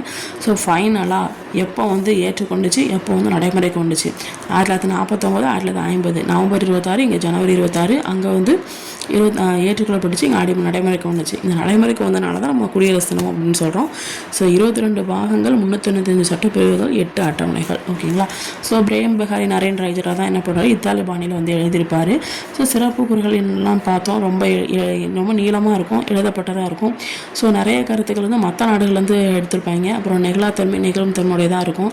கூட்டாட்சி முறை அரசாங்கம் எந்த ஒரு சமயத்தையும் சார்ந்திருக்காது, சுதந்திரமாக இருப்போம். ஸோ 18 வயசு ஆயிடுச்சு அப்படின்னா ஓட்டு போடுறது, அவ்வளோதான். ஸோ முகவரையை பற்றி சொல்லியிருப்பாங்க. முகவரையில் என்னென்னலாம் இருக்குது, அரசியலமைப்பு திறவுகோள்னு சொல்கிறாங்க. ஸோ உள்ளே என்னென்னலாம் இருக்கும், கொள்கை, நோக்கம், லட்சியம் இதெல்லாமே இருக்கும். ஸோ 1947 ஜனவரி 2 நேருவுடைய குறிக்கோள் திருமணத்தின் அடிப்படையில் தான் முகவரை அப்படிங்கிறது வந்து இந்திய அரசு சபாவில் ஏற்றுக்கொள்ளப்பட்டுச்சு. ஸோ 1976 42வது சட்ட திருத்தப்படியும் பார்த்தீங்கன்னா அப்படின்னா ஒரே ஒரு முறை வந்து என்ன பண்ணியிருப்பாங்க, திருத்தம் பண்ணியிருப்பாங்க. 76 42 சமதர்மம் சமயச்சார்மை ஒருமைப்பாடை வந்து ஆட் பண்ணியிருப்பாங்க. ஸோ அதுக்கப்புறம் இந்திய மக்களாகிய நாம் அப்படிங்கிற அந்த வார்த்தையில் தான் ஸ்டார்ட் ஆகிருக்கும். ஸோ அப்படின்னா இந்திய மக்கள் தான் இந்த இதுக்கான ஆதாரம் அப்படின்னு சொல்கிறாங்க. ஸோ இறையாண்மை மிக்க சமதர்ம சமயச்சார்பற்ற ஜனநாயக குடியரசு அப்படிங்கிற ஒரு விஷயத்தை வந்து முகவரியில் வந்து மென்ஷன் பண்ணியிருப்பாங்க. ஸோ அதுக்கப்புறம் குடிமக்கள் இதோடைய நோக்கம் என்னது அப்படின்னா மக்கள் எல்லாத்துக்கும் சமூக, பொருளாதார, அரசியல், நிதி எல்லாத்தையும் வந்து கொடுக்கணும் அப்படிங்கிறது தான் இதோடைய நோக்கம். ஸோ இந்த பிரெஞ்சு புரட்சியின் முடி ஒரு 3 வார்த்தை வந்து ரொம்ப முக்கிய முழக்கமாக இருந்துச்சு. ஒன்று சுதந்திரம், சமத்துவம், இன்னொன்று எனக்கு சகோதரத்துவம் அப்படின்னு சொல்கிறாங்க. குடியுரிமைன்னு சொல்கிறாங்க. குடியுரிமை எப்போ பகுதி 2 5 to 11. குடியுரிமைனா என்னதுன்னா சிட்டிசன்ஷிப். இது எங்கேருந்து வந்துச்சு, ஸோ சிவிஸ் அப்படின்னா லத்தீன் சொல்லேருந்து வந்திருக்கு. நகர அரசில் வசிப்பவர் அப்படின்னு சொல்கிறாங்க. ஸோ அப்படி வந்து எல்லா மக்களுக்கும் ஒரே மாதிரியான ஒற்றை குடிமுறை கொடுத்துருக்கு. ஸோ நம்முடைய இந்திய அரசு சட்டம் நடைமுறை வந்ததுக்கு அப்புறமா இந்த குடியுரிமை சட்டம் அப்படிங்கிறது வந்துச்சு. ஸோ குடியுரிமை பெறுதல், இழத்தல் அப்படின்னு சொல்கிறாங்க. ஸோ 9 முறை வந்து அரசியலமைப்பு சட்டத்தால் திருத்தம் பண்ணியிருக்காங்க. ஸோ குடியுரிமை பெறுதல் பார்த்தீங்கன்னா பிறப்பின் மூலமாக, வம்சாவளி மூலமாக, பதிவின் மூலமாக, இயல்புரிமை கொடுறது மூலமாக, இந்த பிரதேச நாடுகள் இணைவின் மூலமாக நடக்கும். நெக்ஸ்ட் வந்து குடியுரிமை இழத்தல் பார்த்தீங்கன்னா 3 விஷயம்: துரத்தல், முடிவு செய்தல், இழத்தல். இது மூலமாக நடக்கும்.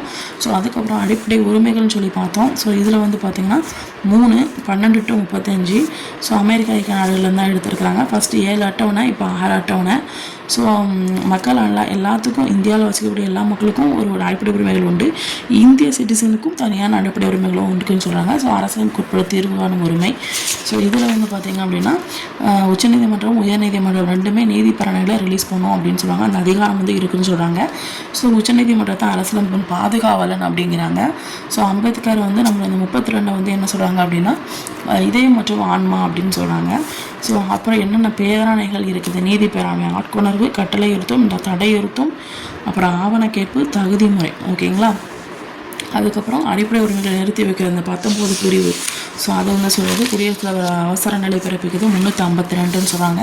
ஸோ என்னென்ன உரிமைகள் இருக்குது, சமத்துவ உரிமை, சுதந்திர உரிமை, சுரண்டலுக்கு எதிரான உரிமை, சமய சார்பு உரிமை, கல்வி கலாச்சார உரிமை, அரசியலுக்கு உட்பட்டு தீர்வு காணும் உரிமைகள் வந்து இருக்குது. ஸோ அதுக்கப்புறம் அரசு நடைமுறைப்படுத்தும் கோட்பாடுகள் பார்த்தோம். ஸோ இதில் வந்து பகுதி 4 36 to 51 வரைக்கும் இருக்குது.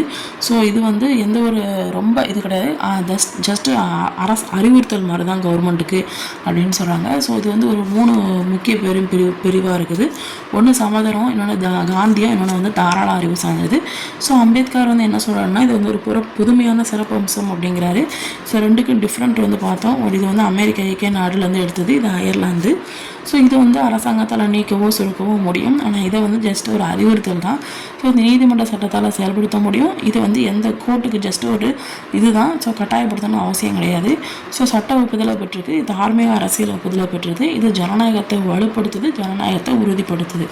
ஓகேங்களா. ஸோ அதுக்கப்புறம் இந்த 2002 86 சட்டத்தின் முடி 45 அப்படிங்கிறது வந்து திருத்தப்பட்டு பிரிவு 21 கீழே இருக்கக்கூடிய தொடக்க கல்வி அப்படிங்கிறது சேர்த்துருக்குறாங்க. இது வந்து உரிமை அப்படின்னு சொல்லி சேர்த்துருக்குறாங்க. ஸோ அதுக்கப்புறம் early childhood care and education ECC பார்த்தோம். ஸோ நெக்ஸ்ட் வந்து அடிப்படை கடமைகள் பார்த்தோம். இது எங்கேருந்து எடுத்தாங்கன்னா ரஷ்யா. ஸோ அப்போ வந்து சர்தான் ஸ்வரன்ஸ் கமிட்டி பார்த்தீங்கன்னா சவரன் நகை வந்து 7 நாள்னா 6 நாளும் போட்டிருப்பாங்க. ஸோ 1976 42வது சட்ட திருத்தம் அப்படின்னா ஸோ அதில் வந்து என்ன பண்ணாங்கன்னா அரசியலமைப்பில் வந்து இந்த ஆட் பண்ணியிருக்காங்க, குடிமக்களுடைய பொறுப்புகளை ஆட் பண்ணியிருப்பாங்க. ஸோ இதுதான் கடமைகள் அப்படின்னு சொல்கிறாங்க. ஸோ அதுக்கப்புறம் புதுசாக ஒரு பகுதியை சொல்லுவாங்க, 4A அப்படிங்கிற ஒரு பகுதியை வந்து சொல்லுவாங்க. ஸோ அதுக்கப்புறம் 11 அடிப்படை கடமைகளை வந்து சொல்லியிருப்பாங்க. ஸோ அதுக்கப்புறம் அடிப்படை கடமைகளுடைய பட்டியல் என்னென்னு சொல்லி பார்த்தோம். 11 கடமைகளை வந்து பார்த்தோம். ஸோ இப்போ வந்து அடுத்து வந்து மத்திய மாநில உறவுகள் இதுதான் பார்க்க போகிறோம். ஓகேங்களா. ஸோ சட்டமன்ற உறவுகள்னு சொல்லி பார்த்தீங்க அப்படின்னா நம்மளுடைய மத்திய நாடாளுமன்றம் இருக்குல்ல. ஸோ அதில் வந்து பார்த்திங்கன்னா இந்தியாவில் ஃபுல்லாலையும் அது மட்டும் இல்லாமல் எந்த பகுதியினாலும் சரி சட்டம் இயற்றும் அதிகாரம் வந்து எல்லாத்துக்கும் இருக்குது அப்படின்னு சொல்கிறாங்க. ஓகேங்களா. இந்தியா முழுவதற்கும் அது மட்டும் இல்லாமல் இந்தியாவில் இருக்கக்கூடிய எந்த பகுதிகளுக்கும் சட்டம் இயற்றும் அதிகாரம் வந்து இருக்குது. எதுக்கு, சென்ட்ரல் சொந்தமான நாடாளுமன்றம். ஓகேங்களா. ஸோ அதுக்கப்புறம் இந்தியாவில் மாநிலங்களுக்கு அதுக்கப்புறம் யூனியன் பிரதேசங்களுக்கும் இது பொருந்தும் அப்படின்னு சொல்கிறாங்க. ஓகேங்களா. மாநிலம் யூனியன் பிரதேசம் உள்ள இன்க்ளூடு அப்படின்னு சொல்கிறாங்க. ஸோ 7வது அட்டவணை வந்து என்ன சொல்லுது அப்படின்னா மத்திய மாநில அரசுடைய பகிர்வு பற்றி சொல்லும். ஓகேங்களா. அதிகாரங்கள் 2 பேருக்கு எவ்வளவு இது அப்படிங்கிறத பற்றி சொல்லும். ஓகேங்களா. இதில் வந்து மத்திய இதுக்கு பார்த்தா 3 பட்டியல் வந்து இருக்குது. ஸோ மத்திய பட்டியல், மாநில பட்டியல், இதில் மொத்தம் 3 பட்டியல் இருக்குது. அதாவது இந்த அதிகாரத்தை பற்றி சொல்கிறதுக்கு மத்திய பட்டியல், மாநில பட்டியல், பொது பட்டியல். ஓகேங்களா. ஸோ மத்திய அப்படின்னா 97, 66, 47 ஃபஸ்ட்டு இருந்துச்சு. இப்போ எக்ஸ்ட்ரா ஆகிருக்கும். ஸோ அதையும் பின்னாடி சொல்கிறேன். ஸோ மத்திய அரசுக்கு சொந்தமான பட்டியலில் பார்த்தீங்கன்னா மத்திய சென்ட்ரல் கவர்மெண்ட். ஓகேங்களா. சட்டமேற்றும் அதிகாரம் யாருக்கு இருக்கும்? நாடாளுமன்றத்துக்கு இருக்கும். மாநில அரசுக்கு சொந்தமான பட்டியலில் பார்த்தீங்கன்னா மாநில சட்டமன்றம். ஓகேங்களா. ஸோ பொதுப்பட்டியல் பார்த்தீங்க அப்படின்னா மத்திய நாடாளுமன்றமும் சரி மாநில சட்டமன்றமும் சரி ரெண்டுமே பண்ணும். ஓகேங்களா. ஸோ நாடாளுமன்றம்னா மத்திய அரசுக்குள்ளது, மாநில சட்டமன்றம்னா மாநிலத்துக்குள்ளது. ஓகேங்களா. சட்டமேற்றும் அதிகாரம் வந்து இருக்குது அப்படின்னு சொல்கிறாங்க. ஸோ அதுக்கப்புறம் சப்போஸ் 2 பேர்த்தில் ஏதாவது முரண்பாடு ஏதாவது ஏற்பட்டுச்சு அப்படின்னா சென்ட்ரல் கவர்மெண்ட் என்ன சொல்லுதோ அதான் கேட்பாங்க. ஓகேங்களா. அதுக்கு முதலே பருத்தி மூட்டை கூட்டலையும் எல்லாமே சொல்கிற மாதிரி சொல்லிடலாம். மத்திய அரசு சொல்கிறது தான் கேட்பாங்க அப்படிங்கிறத. ஓகேங்களா. ஸோ அதுக்கப்புறம் இப்போ ஒரு பாக்ஸ் கொண்டு கொடுத்துருப்பாங்க. ஸோ அதிகார பகிர்வு அப்படிங்கிறது இப்போ எவ்வளோ இருக்குது அப்படின்னு சொல்லியிருப்பாங்க. மத்திய அரசு பட்டியல், மாநில அரசு பட்டியல், பொதுப்பட்டியல் 97லேருந்து 100க்கு போயிருக்கு. 66லேருந்து 61 குறைஞ்சிருக்கு. அப்போ இதில் இருக்கிற பாதி பட்டியலில் எங்கே போயிருக்கு? இங்கே போயிருக்கு, பொதுப்பட்டியலில் போயிருக்கு. ஓகேங்களா. கிட்டத்தட்ட 5 துறைகள் வந்து பொதுப்பட்டியலுக்கு போயிருக்கு. 52 ஆயிருக்கு. அதாவது 47 அப்படிங்கிறது வந்து உங்களுக்கு 52 ஆயிருக்கு. ஓகேங்களா. ஸோ அந்த 5 துறைகள் என்னென்னது அப்படிங்கிறத பார்க்கலாம். ஸோ 1976 42வது சட்டத்திட்டத்தின்படி அந்த மாநில பட்டியலில் இருக்கக்கூடிய 5 துறைகள் அப்படியே எங்கே போயிருக்கு? பொதுப்பட்டியலுக்கு போயிருக்கு. அது என்னென்னது அப்படின்னா கல்வி, காடு, எடை, அளவுகள், பறவை, அப்புறம் வனவிலங்கு பாதுகாப்பு, இது எல்லாத்துலேயும். ஓகேங்களா. அதாவது உச்ச நீதிமன்ற அமைப்பு தவிர மற்ற நீதிமன்றங்களுடைய நீதி நிர்வாகம், இது எல்லாமே வந்து இந்த 5 துறைகள் வந்து எங்கே போயிருக்கு? பொதுப்பட்டியலுக்கு போயிருக்கு. ஓகேங்களா. ஸோ அப்போ வந்து நெக்ஸ்ட் வந்து பார்த்திங்கன்னா நிர்வாக உறவுகள். இதில் வந்து பார்த்திங்கன்னா ஒரு மாநில அரசுடைய நிர்வாக அதிகாரம் இருக்குல்ல. ஸோ அது வந்து அந்த மாநிலத்துக்கு மட்டும்தான். ஓகேங்களா. இப்போ வந்து நம்ம தமிழ்நாட்டில் வந்து ஏதாவது ஒரு நிர்வாக அதிகாரம் கொடுக்குறாங்க. அதை போய் அதே அதிகாரத்தை போய் அப்படியே போய் நம்ம வந்து ஆந்திராவோ கர்நாடகாவோ அங்கே போய் பண்ண முடியுமா? முடியாது. அந்தந்த மாநிலத்துக்குள்ளது அந்தந்த இதுக்குள்ளது. ஓகேங்களா. அதுக்கப்புறம் வந்து அந்தந்த மாநிலத்தில் மட்டுமே அவங்களுக்கான சட்டம் இயற்றும் தகுதி எல்லாமே இருக்குது. ஓகேங்களா. வேறு ஒரு மாநிலத்தில் போய் சட்டம் இயற்றக்கூடாது. ஓகேங்களா. ஸோ அதுக்கப்புறம் சென்ட்ரல் கவர்மெண்ட் வந்து பிரத்யோக நிர்வாக அதிகாரம், சென்ட்ரல் கவர்மெண்ட்டுக்கு தான் நிர்வாக அமைப்பு அப்படிங்கிறது வந்து பிரத்யோக அளவெல்லாம் கொடுத்துருக்குறாங்க அப்படின்னு சொல்கிறாங்க. ஸோ நெக்ஸ்ட் வந்து நாடாளுமன்றம் தொடர்பான விஷயத்தில் சட்டம் இயற்றும் சிறப்பு அதிகாரமும் அவங்களுக்கு தான் இருக்குது.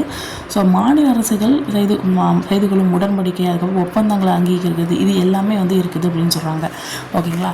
ஸோ அதுக்கப்புறம் அதாவது சென்ட்ரல் கவர்மெண்ட்டுக்கு என்னென்னலாம் நிர்வாக அதிகாரம் இருக்குன்னா, ஒன்று வந்து ஏதாவது மாநில அரசோட ஏதாவது உடன்படிக்கை செய்து கூட இருந்தால் அதுவாக இருந்தால், அப்புறம் ஏதாவது ஒப்பந்தங்கள் ஏதாவது இருந்துச்சுன்னா சென்ட்ரல் கவர்மெண்ட் தான் பார்க்கும். ஸோ நாடாளுமன்ற தொடர்பான ஏதாவது விஷயம் இருந்தாலும் சென்ட்ரல் கவர்மெண்ட் தான் பார்க்கும். ஓகேங்களா. ஸோ அதுக்கப்புறம் நிதி உறவுகள்னு சொல்லி பார்த்தீங்க அப்படின்னா இது என்னது 12. ஸோ 12 மணி வரை தானே இருக்கும் ஒரு கிளாக்கில். அது ஃபுல்லாக நமக்கு நிதி பிரச்சனை வந்துக்கிட்டே தான் இருக்கும். ஓகேங்களா. 268, 293. இப்போ 2 அப்படியே போடுங்க. 6ஓட தலைகிலி 9, 8ல் பாதி 3. ஓகேங்களா. 8 இப்படி பாதியாக கட் பண்ணால் 3 தானே. ஸோ அதனால் அந்த நம்பரை மட்டும் ஞாபகம் வச்சுக்கோங்க. ஓகேங்களா. ஸோ மத்திய மாநில நிதி சார்ந்த உறவு பற்றி இந்த இது சொல்லுது. ஓகேங்களா. நிறைய பல வரிகளை விதிக்கும் அதிகாரம் வந்து இருக்குதுன்னு சொல்கிறாங்க. ஸோ அதுக்கப்புறம் அந்த பிரிவு 280. ஓகேங்களா. 280 250 எவ்வளோ தரணும்? 250 அப்படின்னு சொல்லுவாங்களா. ஸோ 280. ஓகேங்களா. ஸோ குடியரசுத் தலைவர் வந்து என்ன பண்ணுவாங்க? நிதிக்குழு பரிந்துரையின்படி. ஓகேங்களா. ஸோ அந்த நிதிக்குழு இருக்குல்ல. ஸோ ஒரு நிதிக்குழுன்னு ஒரு குழு இருக்கும் இல்லைங்களா. ஸோ அது வந்து மத்திய அரசால் ஓகேங்களா மத்திய அரசால் வரிகளை வந்து என்ன பண்ணியிருப்பாங்க? விதிச்சிருப்பாங்க. ஓகேங்களா. வசூலிச்சிருப்பாங்க. அப்படி விதிச்சு வசூலிச்சிருப்பாங்களா. ஸோ அதை வந்து மத்திய அரசு மாநில அரசு ரெண்டுமே என்ன பண்ணலாம்? ஷேர் பண்ணிக்கலாம் அப்படின்னு சொல்கிறாங்க. ஓகேங்களா. ஸோ அப்போ குடியரசுத் தலைவர், அது கீழே நிதிக்குழு, ஸோ வரி போட்டிருப்பாங்க. ஸோ 2ஆக டிவைட் ஆகும். மத்திய அரசு மாநில அரசு ரெண்டுமே ஷேர் பண்ணிக்கலாம் அப்படின்னு சொல்கிறாங்க. ஸோ அதுக்கப்புறம் இந்த மத்திய மாநில உறவை வந்து விசாரிக்கிறதுக்கு இவங்களாம் என்ன பண்ணுறாங்க, என்ன ஏது பண்ணுறாங்க அப்படிங்கிறது விசாரிக்கிறதுக்காக என்ன பண்ணுறாங்கன்னா பிரதம அமைச்சராக அந்த டைமில் இந்திரா காந்தி வந்து 1983 சர்க்கார் அப்படிங்கிற படம் வந்துச்சுல. ஸோ சர்க்காரிய குழு வந்து நியமித்துச்சு. ஓகேங்களா. மத்திய மாநிலம் எப்படி பண்ணுறாங்கன்ட்டு சர்க்கார் வந்து நியமிச்சிருக்கு அப்படின்னு யோசிச்சுக்கோங்க இந்திரா காந்தி. ஓகேங்களா. 247 பரிந்துரையில் 180 பரிந்துரை நடுவண் அரசு வந்து செயல்படுத்துச்சு அப்படின்னு சொல்கிறாங்க. ஓகே. 247ல் 180. ஓகேங்களா. ஸோ அதுக்கப்புறம் பார்த்தீங்கன்னா 1969. ஓகேங்களா. ராஜா எப்போவுமே 6 9 ஆக்கிடுவார். ஸோ அப்போ ராஜமன்னார் குழு வந்து ராஜா 6 9. 6 அப்படி தலைகீழாக மாற்றிடுவார் நம்ம ராஜா. அப்போ 9. ஓகேங்களா. ஸோ அதில் வந்து இவர் கீழே வந்து ஒரு 3 குழு இருந்துச்சு. இது வந்து மத்திய மாநில உறவை ஆராயிறதுக்கு, அது வந்து என்னது அப்படின்னா மத்திய மாநிலோடைய உறவை விசாரிக்கிறதுக்கு, இது வந்து உறவை ஆராயிறதுக்கு. ஓகேங்களா. ரெண்டு கிட்டத்தட்ட ஒன்று தான் ஜஸ்ட் ஞாபகம் வச்சுக்கோங்க. ஓகேங்களா. தமிழக அரசு நியமிச்சிருக்கு, அது வந்து இந்திரா காந்தி வந்து நியமிச்சிருப்பாங்க. ஓகேங்களா. ஸோ இதில் தான் டிஃப்ரெண்ட் இருக்கும். அலுவலக மொழிகள்னு சொல்லி பார்த்தீங்க அப்படின்னா இப்போ பிரிவு 17 அழு 7 அப்போ 17. ஓகேங்களா. 343 351 ஓகே 343 351 இந்த இது வரைக்கும் தான் இருக்கும் இந்த அலுவலக மொழிகள். ஸோ 14 மொழிகள் வந்து ஸ்டார்டிங் இருந்துச்சு, 8 அட்டவணையில் வந்து இருந்துச்சு. இப்போ வந்து பார்த்தீங்கன்னா 22 மொழிகள் 12 அட்டவணைகள் வந்து இருக்கும். ஓகேங்களா. ஸோ 8 அட்டவணைகள் இருந்தால் நெக்ஸ்ட்டு வந்து பார்த்தீங்கன்னா 2004 இந்திய அரசு வந்து செம்மொழிகள் அப்படிங்கிற ஒரு புதிய வகைப்பாடம் வந்து ஏற்பாடு பண்ணிச்சு. ஸோ 6 மொழிகள் வந்து அப்போ வந்து தகுதியாக இருந்துச்சு. ஃபஸ்ட்டு தமிழ் 2004, சமஸ்கிருதம் வந்து 2005, தெலுங்கு கன்னடம் வந்து 2008, மலையாளம் வந்து 2013, ஒடியா வந்து 2014. ஓகேங்களா. ஸோ அதுக்கப்புறம் அவசரகால ஏற்பாடுகள்னு சொல்லி பார்த்தீங்க அப்படின்னா தேசிய அவசர நிலை, இதில் வந்து பார்த்தா பிரிவு 352. ஓகேங்களா. ஸோ வந்து குடியரசுத் தலைவர் வந்து எந்த டைம்னாலும் என்ன பண்ணலாம், பிரிவு 352 படி என்ன பண்ணலாம், அவசர நிலை வந்து பிறப்பிக்கலாம். இது வரைக்கும் எத்தனை தடவை பண்ணியிருக்காங்கன்னு பாருங்கள், 3 வருஷம் 2, 11, 75. ஓகேங்களா. 1962, 71, 75. ஓகேங்களா. 3 தடவை அனுபவிச்சிருக்காரு. ஸோ அப்படின்னா என்னது அப்படின்னா இப்போ வந்து இப்போ அதாவது ஒரு இப்போ ரெண்டு இதாக வந்து இதாக இருக்கும். ஓகேங்களா. ஒன்றுன்னா இப்போ போர், ஏதாவது வெளிநாட்டில் யாராவது ஆக்கிரமிச்சிட்டாங்க, இந்த மாதிரி இதாக இருந்துச்சுன்னா அது வெளிப்புற அவசர நிலை. உள்நாட்டு அவசர நிலையம் பார்த்தீங்கன்னா ஆயுதம் இந்திய கிளர்ச்சி, அதுக்கப்புறம் ஏதாவது ஆபத்து ஏதாவது வந்துச்சு, அச்சுறுத்தல் ஏதாவது இருந்துச்சு, இந்தியாவோட பாதுகாப்புக்கு ஏதாவது ஒரு அச்சுறுத்தல் தேவைப்பட்டுச்சுன்னா அவர் வந்து இந்த மாதிரி அவசர நிலையை வந்து என்ன பண்ணலாம், பிறப்பிக்கலாம். ஓகேங்களா. ஸோ அதுக்கப்புறம் இப்போ தேசிய அவசர நிலை 352 பார்த்தோமா, மாநில அவசர நிலை 356. ஓகேங்களா. ஸோ இதன்படி பார்த்தீங்க அப்படின்னா மாநிலத்தில் மாநில அரசால் கட்டுப்படுத்த முடியலன்னு வச்சுக்கோ, அப்போ என்ன பண்ணுவாங்க, இப்போ ஸ்டேட் இருக்குது. ஸோ என்ன பண்ணுவாங்க, என்னால் கண்ட்ரோல் பண்ண முடியல, ஸோ அதனால் நீங்கள் கொஞ்சம் பாருங்கன்னு சொல்லி நம்ம வந்து என்ன பண்ணலாம், ஆளுநர் வந்து அறிக்கை அளிச்சார்னு வச்சுக்கோங்க. குடியரசுத் தலைவர் வந்து என்ன பண்ண 356 படி ஒரு அவசர நிலையை வந்து பிறப்பிப்பார். ஓகேங்களா. ஸோ இந்த பிறவைப்படி பார்த்தீங்க அப்படின்னா 352 சொல்லுவாங்களே, அது வந்து ஒருவேளை நடைமுறையில் இருந்தாலும் கூட ஓகேங்களா. ஸோ தேர்தல் ஆணையம் வந்து சட்டமன்ற தேர்தலாக இப்போ நடத்துறதுக்கான சூழ்நிலை வந்து இப்போ இல்லை அப்படின்னு சொல்லி சான்றளிச்சார்னு வச்சுக்கோங்க. இது வந்து 1 வருஷத்துக்கு மேலேயும் நீடிக்கும் அப்படின்னு சொல்கிறாங்க. ஓகேங்களா. 356 ஒரு மாநிலம், அந்த மாநிலத்தை அவனால் கண்ட்ரோல் பண்ண முடியல அப்படின்னா ஆளுநருடைய இதுபடி குடியரசுத் தலைவர் வந்து 356 வந்து விதிக்கலாம். ஸோ அந்த டைமில் 352 நடைமுறையில் இருந்தாலும் கூட 1 வருஷத்துக்கு மேலே என்ன பண்ணும் அப்படின்னா நீடிக்கும் அப்படின்னு சொல்கிறாங்க. ஓகேங்களா. அந்த சட்டமன்ற இது வந்து நடைபெற முடியாத சூழ்நிலை சிச்சுவேஷன் இருந்துச்சு அப்படின்னா 1 வருஷத்தையும் தாண்டி நீடிக்கலாம் அப்படின்னு சொல்கிறாங்க. நெக்ஸ்ட் வந்து அதிகபட்ச அவசர நிலை காலம் 3 வருஷம். ஓகேங்களா. ஸோ நெக்ஸ்ட் வந்து இந்த மாநிலமானது குடியரசுத் தலைவர் சார்பாக ஆளுநரை வந்து நியமிப்படுறாங்க அப்படின்னா நியமிக்கப்படுது அப்படின்னு சொல்கிறாங்க. ஸோ அதுக்கப்புறம் இந்தியாவில் வந்து ஃபர்ஸ்ட் டைம் பார்த்தீங்க அப்படின்னா 1951 பஞ்சாப் மாநிலத்தில் குடியரசுத் தலைவர் ஆட்சி வந்து நடைமுறைப்படுத்தப்பட்டுச்சு. ஓகேங்களா. ஸோ 1951 பஞ்சாப் குடியரசுத் தலைவர் ஆட்சி. ஓகேங்களா. ஸோ அதுக்கு வந்து நிதி சார்ந்த அவசர நிலை பார்த்தீங்க அப்படின்னா நிதிநிலைத்தன்மை, இந்தியாவுக்கு கடன் தன்மை, இந்தியாவின் பகுதிகள் ஆபத்தில் இருந்தால், இந்த மாதிரி நிதிநிலைத்தன்மையில் ஏதாவது பிரச்சனை வந்துச்சு, இந்தியாவுக்கு கடனில் ஏதாவது பிரச்சனை வந்துச்சு, இந்தியாவோட பகுதிகள் ஏதாவது ஆபத்தில் இருந்துச்சுன்னா 360. ஓகேங்களா. நிதி சார்ந்த பிரச்சனை நமக்கு எத்தனை ஒரு 360 நமக்கு வந்து நிதி சார்ந்த பிரச்சனை வந்துடும். ஸோ அப்போ வந்து குடியரசில் வந்து அவசர நிலை வந்து பிறப்பிக்கலாம் அப்படின்னு சொல்கிறாங்க. ஸோ அதுக்கப்புறம் சப்போஸ் வந்து இந்த 360 சொல்கிறாங்களா, இந்த ஆணை வந்து பிறப்பிச்சிட்டாங்கன்னு வச்சுக்கோங்க. சேலரி வந்து கவர்மெண்ட் ஆஃபீஸர் எல்லாத்துக்குமே கொஞ்சம் சேலரி வந்து லோவாக கொடுப்பாங்க. அதுக்கப்புறம் வந்து சென்ட்ரல் ஸ்டேட் எந்த இதனாலும் சரி சேலரி வந்து லோ பண்ணுவாங்க. உச்சநீதிமன்றம், உயர்நீதிமன்ற நீதிபதிகள் யாராக இருந்தாலும் சரி. ஓகேங்களா. ஆனால் இது வரைக்கும் அப்படி எதுவும் பண்ணது இல்லை அப்படின்னு சொல்கிறாங்க. அப்போ இது நிதி சார்ந்த அவசர நிலை ஏதாவது 360 அப்படிங்கிறது இது வரைக்கும் பண்ணதில்லை அப்படின்னு சொல்கிறாங்க. நெக்ஸ்ட் வந்து அரசியலமைப்பு சட்ட திருத்தம் பார்த்தீங்க அப்படின்னா அமெண்ட்மெண்ட்ஸ். ஓகேங்களா. ஸோ அப்படின்னா என்னென்னா மாற்றம், மேம்படுத்துதல், அதுக்கப்புறம் சின்ன மாறுதல் அப்படின்னு சொல்கிறாங்க. ஓகேங்களா. ஸோ இந்த சட்ட திருத்தம் அமெண்ட்மெண்ட்ஸ் எந்த பகுதி எந்த பிரிவு பார்த்தீங்க அப்படின்னா, ஸோ இது வந்து 20. ஓகேங்களா. ஸோ 20 வந்து 20வது பகுதி, அதுக்கப்புறம் 368 பிரிவு. ஓகேங்களா. ஸோ இது வந்து சட்ட திருத்தம் முறை, அதுக்கப்புறம் திருத்தம் செய்தல, நாடாளுமன்றத்தில் அதிகாரம் என்னென்ன இருக்குது, இது எல்லாத்தையும் வந்து டீட்டெயில்ஸ் இதில் சொல்லியிருப்பாங்க. இதில் 2020 மேட்ச்னே வச்சுக்கோங்க. 2020 அந்த மெயின் இது திருத்தம் பண்ணுறது தான். ஸோ அந்த திருத்தத்தை பற்றி எல்லாமே நாடாளுமன்றத்தில் அதிகாரம் எல்லாமே வந்து 2020 368 வந்து சொல்லியிருப்பாங்க. ஸோ இதுக்கான வழிமுறைகள் என்னெல்லாம் சொல்லி பார்க்கலாம். ஃபஸ்ட்டு என்னது அப்படின்னா, நாடாளுமன்றத்தில் 2 அவைகள் இருக்கும். 2 அவையிலையும் நம்ம என்ன பண்ணோம்னா போய் மசோதாவை போய் அறிமுகப்படுத்தணும். ஓகேங்களா? ஸோ மசோதானா என்னதான், இதுதான் இப்படி தான்ப்பா அப்படின்னு சொல்லி ஒரு பேப்பர்ஸ் மாதிரி நான் வச்சுக்கோங்களேன். ஸோ அதை போய் என்ன பண்ணால் நாங்கள் இந்த மசோதாவை நாங்கள் ரெடி பண்ணி கொடுக்குறோம்னு சொல்லிட்டு என்ன பண்ணுவாங்க, போய் கொடுப்பாங்க. ஸோ ஒவ்வொரு அறையிலையும் ஓகேங்களா, ஒவ்வொரு அவை இருக்குது, 2 அவை இருக்குல்ல, ஒட்டுமொத்த உறுப்பினரில் பெரும்பான்மையாக உறுப்பினர்கள் என்ன பண்ணணும், அவைக்கு வந்து என்ன பண்ணணும், வாக்களிச்சிருக்கணும். ஓகேங்களா? 3ல் 2 பங்குக்கு குறையாமல் என்ன பண்ணணும், அந்த மசோதா கொடுத்துருப்பாங்களா அதுக்கு ஆதரவாக வாக்களித்தா மட்டும்தான் என்ன பண்ணுவாங்க, குடியரசுத் தலைவருக்கு கொண்டு போவாங்க. சும்மா எழுதினோடனே மசோதா டபக்குன்னு எழுதி போய் குடியரசுத் தலைவர்கிட்ட டேரெக்டாக கொடுக்க முடியாது.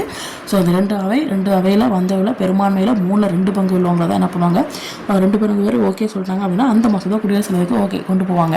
ஸோ குடியரசுத் தலைவர் என்ன பண்ணுறாரு, ஒப்புதல் பெற்றார், ஓகே அப்படின்னு சொல்லிட்டு என்ன பண்ணுறாரு, ஒப்புதல் இது பண்ணுவார். ஸோ அதுக்கப்புறம் வந்து மசோதா அவர் ஏதாவது திருத்தி வச்சிருப்பார், திருத்திட்டு ஓகே அரசியலமைப்பு என்ன பண்ணுவாங்க, அக்செப்ட் பண்ணியிருப்பாங்க. நெக்ஸ்ட் வந்து நாடாளுமன்றத்தில் மட்டுமே அரசியலமைப்பு சட்ட திருத்தம் வந்து அரசியலமைப்பு சட்ட திருத்தம் கொண்டு வரணும்னா அது நாடாளுமன்றத்தில், ஓகேங்களா, மாநில சட்டமன்றத்தில் போய் கொண்டு வர முடியாது அப்படின்னு சொல்கிறாங்க. ஸோ அரசியலமைப்பு சட்டத்தினுடைய வகைன்னு சொல்லி பார்த்தீங்க அப்படின்னா 368 பிரிவில் 3 வகைகளில் சட்ட திருத்தம் செய்ய வழிவகுக்குதுன்னு சொல்கிறாங்க.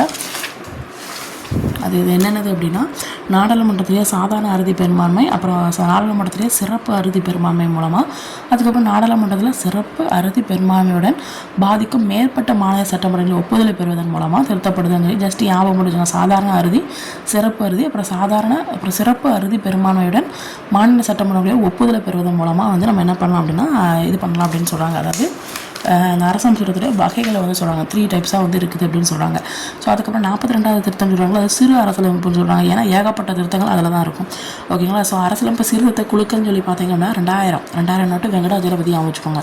ஸோ 2000 வெங்கடாஜலபதிக்கு போய் 2000 நோட்டு போட முடியாது. ஓகேங்களா? ஸோ அப்போ வந்து வெங்கடாஜலபதி 2000. ஓகேங்களா? ஸோ அதில் மாத்திரம் இந்திய அரசு ஒரு தீர்மானத்தின்படி வெங்கடாசலையா தலைமையில் அரசியலமைப்பு சட்ட செயல்பாட்டுக்கு தேசிய சீராய்வு செய்யும். ஓகேங்களா? தேசிய சீராய்வு ஆணையம் அப்படிங்கிற ஒரு இதை வந்து அமைச்சிருக்கு. ஓகேங்களா? இது எப்படி அமைச்சாங்கன்னா, வெங்கடாஜலபதி சாமிக்கு 2000 நோட்டு பிரச்சனை வந்துச்சா, ஸோ வெங்கடாஜலபதி சாமிக்கு போய் என்ன பண்ணுவாங்க, நம்ம இந்த 2000 நோட்டு பிரச்சனையை சீராய்வு பண்ணணும்னா உடனே என்ன பண்ணணும், வெங்கடாஜலபதி போய் அந்த 2000 நோட்டை போட்டணும் அப்படின்னு அமைச்சுக்கோங்க. ஸோ அதுக்கப்புறம் பார்த்தீங்கன்னா அரசுடைய பல்வேறு நிலைகள், இடையான தொடர்பு, பங்களிப்பு, அது மட்டும் இல்லாமல் இது குறித்து புதிய நோக்கத்தோடு ஆராய்வதற்காக உச்சநீதிமன்றத்தில் முன்னாள் தலைமை நீதிபதி யார் அப்படின்னா MN பூஞ்சி. ஓகேங்களா? ஸோ அவருடைய தலைமையில் ஏப்ரல் 2007 3 உறுப்பினர் கொண்ட ஆணையத்தை வந்து அப்போ வந்து என்ன பண்ணுவாங்க, அரசு வந்து அமைச்சிருக்கோம்.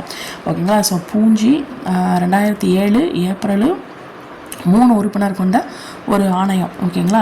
ஸோ நிலைகள், அதுக்கப்புறம் அந்த கவர்மெண்ட்டுடைய நிலை என்ன, தொடர்பு என்ன, பங்களிப்பு என்ன, இந்த மாதிரி ஏதாவது விஷயத்தை ஆராய்ச்சி பண்ணுறதுக்காக உச்சநீதிமன்றத்துடைய முன்னாள் நீதிபதியாக இருந்த MN பூஞ்சி வந்து அவருடைய தலைமையில் இந்த டீம் வந்து 3 உறுப்பினர் கொண்ட ஆணையம் வந்து உருவாச்சு ஏப்ரல் 2007. ஓகேங்களா? ஸோ அதுக்கப்புறம் பார்த்திங்கன்னா வெங்கடாஜலபதி 2000 தேசிய சீராய்வு. ஸோ 2007 ஏப்ரல் MN பூஞ்சி 3 உறுப்பினர் கொண்ட ஆணையம். ஓகேங்களா? ஸோ அப்புறம் இப்போ முகவுரைனா என்னது, பிரேயம்பிள், சமய சார்பற்ற அரசுனா என்னது, செக்யூலர் ஸ்டேட். நெக்ஸ்ட் வந்து பாகுபாடுனா டிஸ்கிரிமினேஷன். நெக்ஸ்ட் வந்து நீதி பேராண்மைனா ரிட், இறையாண்மைனா சாவரனிட்டி, பாரம்பரியம்னா ஹெரிட்டேஜ், தன்னாட்சினா ஆட்டோனமி, பிரகடனம் அப்படின்னா ப்ரோக்ளமேஷன். ஓகேங்களா? ஸோ இதோட 10th ஸ்டாண்டர்ட் அப்படிங்கிற நமக்கு ஒரு பெரிய இது வந்து முடிஞ்சிடுச்சு. ஓகேங்களா? ஸோ இந்திய அரசியலமைப்பு அப்படிங்கிறது நமக்கு முடிஞ்சு போச்சு. ஸோ பிடிச்சிருந்துச்சு அப்படின்னா லைக் பண்ணுங்கள். ஸோ அப்போ தான் எனக்கு தெரியும் ஓகே எத்தனை பேர் பார்க்குறீங்க அப்படிங்கிறது. ஓகேங்களா?